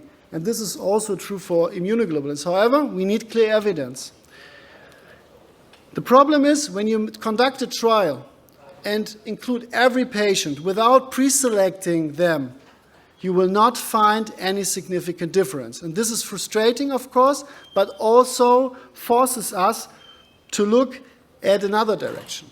So my first conclusion, really important, my clinical conclusion for you, when to add immunoglobulins at the moment. I can just recommend the statement from the Sepsis Surviving Campaign. For adults with septic or septic shock, I would suggest completely against using immunoglobulins at the moment. Not because they are not a powerful tool. It's just the problem that we don't know which patient we should treat with this device or with this drug. This is the major problem. And what can we do in future to improve this? We need precision medicine. We need to identify the patients who may benefit from such treatment. These are the green people here in the middle. And we need to exclude from trials people that have no effect. They just lower our effect size of a treatment. And of course, more even the people that take harm does not or should not be included in clinical trials. So we need to readjust inclusion criteria for clinical trials when investigating immunoglobulins. And if you ask me, how should these inclusion criteria look like, I've summarized these aspects here, but maybe we are on the right way. For example, in COVID-19, there's an undergoing study named Escovitz study that already included this criteria that we identified to pre-select the COVID-19 patients. Okay, it's a little bit difficult. Happily, COVID-19 is not more this large problem as last year or before 2 years. And we also have a nice study undergoing in peritonitis where we try to identify patients at high risk, and they may benefit the most from intravenous immunoglobulins with high interleukin-6, measured directly after admission on the ICU with over 1,000 picogram per milliliter, and also a significant disease severity measured by a SOFA score of 8. And I think this is the right way to get immunoglobulins maybe in future include clinical routine, because I'm convinced that they are quite helpful in treating such patients. So I'm at the end. In Bochum you would say Glück auf, and I hope you can enjoy the Isicem also tomorrow.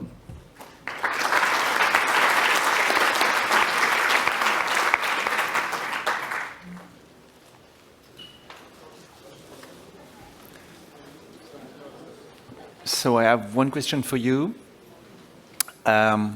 you gave us a wonderful overview for the, let's say, general immunoglobulins. What about the tailored cases when you use immunoglobulins for a specific target? I mean, for instance, Pseudomonas, Staphylococci. Yeah. So this is the more in direction of enhancement of antibiotic treatment. The data is promising, in my opinion, and I think this is another way, completely different from this immune modulatory aspect. In my opinion, it will not be the first choice because you need to identify the pathogen and then you can apply a specific target. Maybe with rapid molecular test, it will be available in the first steps, but I think at the moment it's just applicable in later steps. And quite deceptive results, in fact. So, just to keep in time, we thank you and leave the floor to the next and last presentation, Dr. Jan De Waele from Ghent, Belgium, for improving source control. Thank you very much for the introduction. I know it's been a long session already, and many of you are ready to go to lunch. But I do hope that when you treat a patient with sepsis or septic shock, that you don't run away before the source of infection is controlled. So if there's one thing I would like to take you home, also those who are leaving, is to have your priorities different to the order than what we have in the session today, where for some reason that I don't understand, source control comes at the end, which of course is not the role it should have. Okay, this is just as an introduction. It's a pleasure and honor to be here. Of course, these are my disclosures, none of them relevant for this presentation. I do also have to disclose that in a previous life, I actually was a surgeon. So I'm a surgery trained intensivist, so I come from the dark side, as some of you may think. And I still have quite strong opinions when it comes to source control in treating patients with infection in our ICUs. Now, I think also based on what we heard today, much of the discussion and the attention today goes to antibiotic therapy when we discuss sepsis and septic shock. It should be appropriate, the timing, what the barriers are to adequate treatment. It's a lot about the supportive measures, the way we ventilate patients, whatever machine we can use to support the patients. And we tend to forget about this third pillar, which is source control. And I admit it has been studied a bit, but poorly overall, study design not always perfect, and it's hard to quantify when we discuss antimicrobial therapy and timing. It's easy to say what 1 hour is 1 hour, 6 hours is 6 hours, but adequate source control, for instance, is not easy to identify and to define. And the other thing is that we have to outsource it often. There's other specialties, surgeries, surgeons, for instance, interventional radiology involved. So we did not control this completely ourselves, and there's a bit of a discussion often around this topic. This is just, as a background why, well, I think source control has been not getting the attention it needs. So what I would like to do today is, well, briefly recap what source control is. Well, essentially, it's everything we do to try to eliminate the source of an infection, but also control ongoing contamination. And for instance, in the abdomen, when you have a perforation, this is an important aspect of controlling the source of the infection. A third element is also restoring the pre-morbid anatomy, so repairing everything is absolutely also important. And do mind you that all these different goals do not need to be achieved during the same surgical procedure, for instance. It's perfectly okay sometimes to drain an infection first and only repair the continuity of the GI tract at a later stage.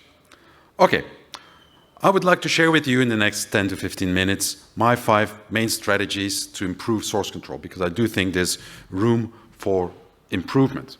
Well, first of all, of course, it's critical to understand the importance of source control. Again, you don't put it at the end of your priorities, you put it up front, and there's good reason for that. And you may have seen a similar figure like this one from Anand Kumar, who brought us the famous figure relating the timing of antibiotic therapy and outcomes. Well, based on the same data set, he developed a similar figure for source control. So this is the time from onset of hypertension, and this is the delay in controlling the source of the infection that you can see, and also the survival that goes down with almost no survival if the source of the infection is not controlled. So this really shows you that basically it's the same message as antibiotics. It's important. If you don't control it, you have a very high mortality, as you can see.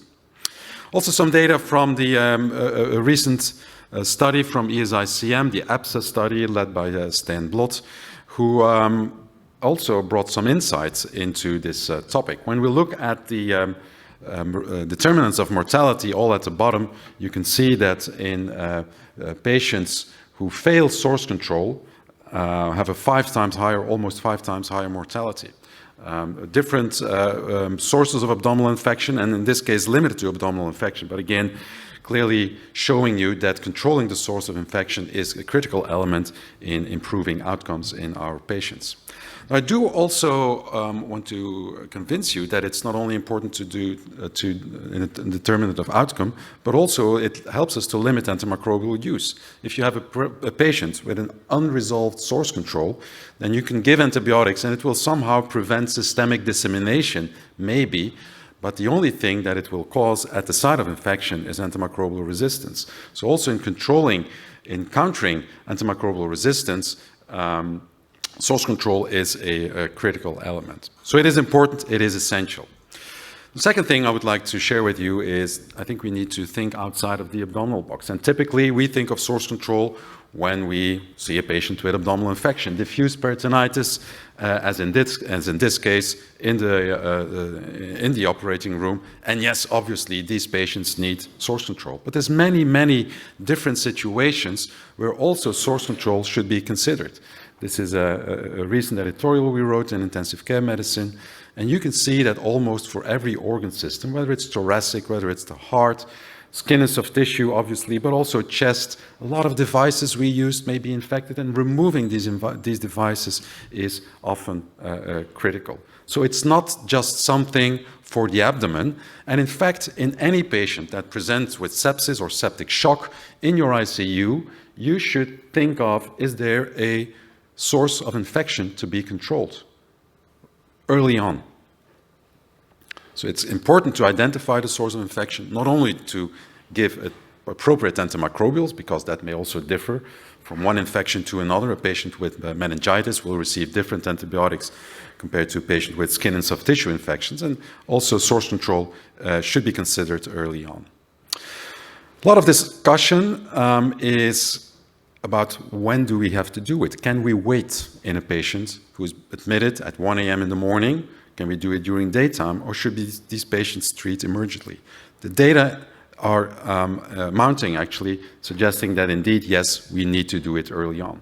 Just reviewing some of the recommendations in the literature, I think they are, well, indicative, but still a bit vague, like this Surgical Infection Society recommendation, a few years old, agreeing that indeed it's important to control the source of infection, but a little bit vague, well, within 24 hours of diagnosis. I think that's quite a broad time frame, and more urgent in sepsis and septic shock, but how urgent this should be, of course, is not really specified. And a similar thing in the Surviving Sepsis Campaign guidelines, the 2021 iteration. It is recommended to first rapidly identify an anatomic diagnosis of infection that requires source control. And again, I fully agree, this is an essential first step. Before you can think of controlling the source of infection, you need to know where is the infection. So the process of identifying the source is critical. It's not only about identifying sepsis, the construct where you have organ dysfunction caused by an infection that could be anywhere in the body. You need to know where it is. And then once you have identified the source of infection, as soon as medically and logistically practical. And I admit, of course, it is important that you have qualified people who do a source control procedure, depending again on the complexity. If it's just removing a central venous catheter, well, that's pretty straightforward and easy to do. But if you have a complex cardiac surgery, a patient requiring cardiac surgery or complex abdominal surgery, you may want to wait until somebody who's experienced to do this. Also, the availability of ORs sometimes a problem. But I think we need to be more specific, and I want to share with you data coming from this American study looking at association between the timing of source control and mortality. So this comes from 14 different hospitals, almost 5,000 patients from the US, where they compared early source control, which was within 6 hours of diagnosis, versus late, which was in between 6 and 36 hours. It was community-acquired sepsis, so nothing nosocomial. Time frame for a 4-year time frame. Median time to source control was a little bit more than 15 hours, and 27% source control was obtained within 6 hours, just to give you an idea of what patients were involved. These are the outcomes. So the overall effect, quite importantly, as you can see here, the overall effect, there was a 29% reduction of the risk of mortality of these patients. When looking at different subgroups of patients, you will see, for instance, that patients with the highest SOFA scores actually got more benefit compared to patients who are not that severely ill. And looking at different sources of infection, you will appreciate that indeed patients with abdominal and gastrointestinal infections, as well as soft tissue and skin infections, actually had the highest benefit of controlling the source of the infection early. So very important information, large scale, and there is not a lot of data on this topic. This is the same data, but looked at it in a different way. Here you can see for different settings, the timing of source control and the crude risk, as well as the risk-adjusted mortality. And you can see, for instance, on the bottom, that for skin and soft tissues, for instance, that indeed there is a continuous increase of the risk of mortality, and also that if you are a little bit earlier, so within 3 hours, actually gives you an additional benefit. So it's quite consistent. The same holds true for abdominal infections. Up there in the upper right corner, again, you can see that the earlier the surgery, the lower the mortality. Remarkably, for drainage procedures, this effect was not observed. Not sure if this has to do with different patients, or maybe that drainage procedures may not be as adequate in every patient, or patient selection probably plays an important role. So a lot of data showing that, yes, indeed, doing it early, within 6 hours, maybe within 3 hours, especially more severely ill patients with abdominal and skin and soft tissue, typically necrotizing infections, is important. The fourth element, I think, is, of course, important to recognize that we are treating patients who are critically ill, and they have, of course, an increased risk of collateral damage, especially for surgical procedures, and it's absolutely something to consider. Take, for instance, this patient who was admitted after prolonged abdominal infection with an abdominal abscess that you can nicely see here. If you would send this patient to the OR and take a knife and make a huge incision again, the likelihood that you will end up with additional damage to the bowel is like 100% almost. So these are the patients where, yes, we need to think of what is the risk of additional damage and how can we improve this. And for these patients, of course, percutaneous drainage is absolutely the preferred procedure. We can use as many drains as we want. You can use lavage systems as well to control the source of infection, but not adding harm to the patient, I think, is a very important concept, and this needs to be discussed with the surgeon, with the interventional radiologist, whoever is taking care of that patient. So this is my practical approach. First consideration is always, is it amenable to percutaneous drainage, with different things you may want to consider. If there's multiple locations of the infection, then probably an open procedure will be preferred. Also, of course, thinking adequacy is very important. And if it's indeed amenable to percutaneous drainage, it's quite simple and straightforward approach. But very important, and I want to emphasize this, that assessing the efficacy of the source control procedure is equally important. It's not just because a surgeon has operated on a patient or because a drain was put in that the source control is adequate. And I know that surgeons will always tell you, of course the source control was perfect. What do you think? Do you think I'm a bad surgeon or something? And it has nothing to do with the surgeon. It has everything to do with the patient, of course. And I'll come to that in a minute. These are the situations where we probably would prefer open surgery rather than percutaneous drainage, especially in case of enteric fistula, when there's ongoing contamination. This is something, of course, you can put in a drain and remove much of the infection, but the infection will continue, and you need to do more than that. And of course, also when percutaneous drainage fails, it makes sense to resort to open surgery. The fifth element, well, I refer to the surgeon who will claim that source control is always perfect when he or she does it. Well, sometimes the source control failed. Quite often, actually, and more than we think of. These are data from the abscess study, so thousands of patients. In just over 50%, yes, the source control procedure was successful. So this is mainly abdominal infections. Sometimes there was failure, but there was no need for an additional procedure. And in almost 1 out of 6 patients, yes, another procedure will be necessary. So do think in any patient that undergoes source control and that is not doing well in the days thereafter, don't just look at the antibiotics, but also think of failed source control. I do admit it's quite a complex diagnosis. Patients often have prolonged inflammation. They may present with fever and some degree of organ dysfunction that doesn't resolve. And often it's hard to rely only on biomarkers, and it's this combination of biomarkers and the clinical construct that helps us to identify patients that may fail source control, and in those patients, targeted imaging absolutely makes sense. I don't think we have to do routine imaging in every patient, but combination of biomarkers and clinical picture will already help you quite a lot. So source control, in conclusion, it's very important. The timing is important, the strategy you use, but also the adequacy. And this is an often underestimated part, and again, difficult to measure, of course. But source control adequacy is an important factor in order to get clinical success. So when I approach a patient with sepsis and septic shock, source control is one of the first things, of course, to consider, next to antibiotic therapy and tissue perfusion. But again, identifying the source of infection is critical before you can start thinking of source control.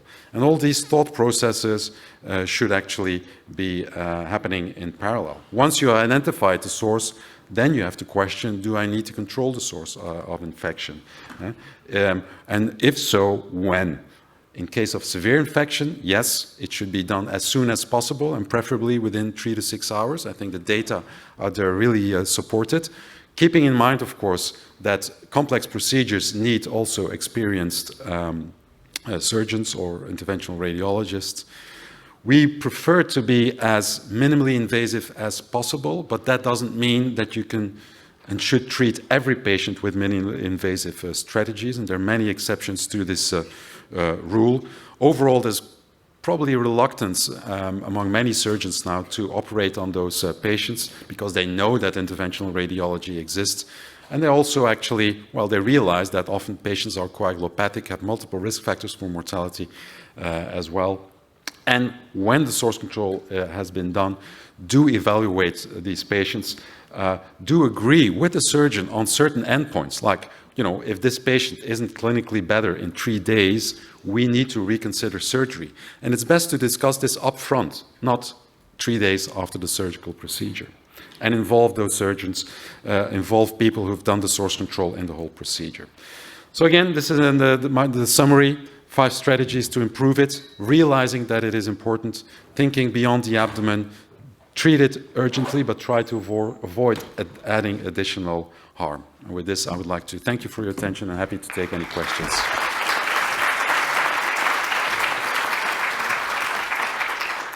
Thank you very much. Do we have any questions from the audience? Right, I have a question for you. Yeah. So with source control, how often is it sometimes the case that, at least at my institution, where you're told the patient's too sick to go to the OR, and because they're too shocky and too much multi-organ function, dysfunction, too hypoxic, how do you distinguish between what's too sick to go versus so sick that you better go?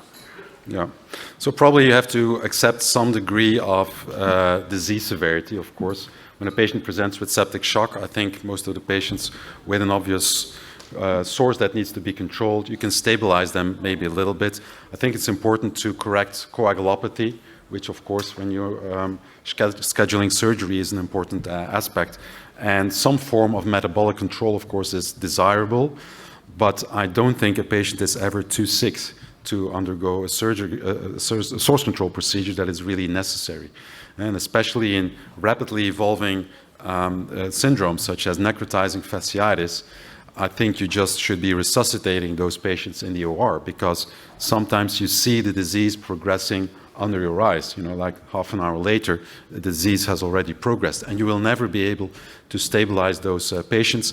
I think in those situations, critical care should just continue in the OR or vice versa. It's not like there's a critical care phase and then there's a ER/anesthesiology phase.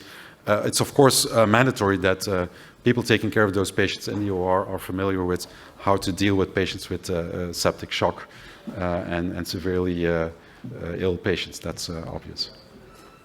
Thank you.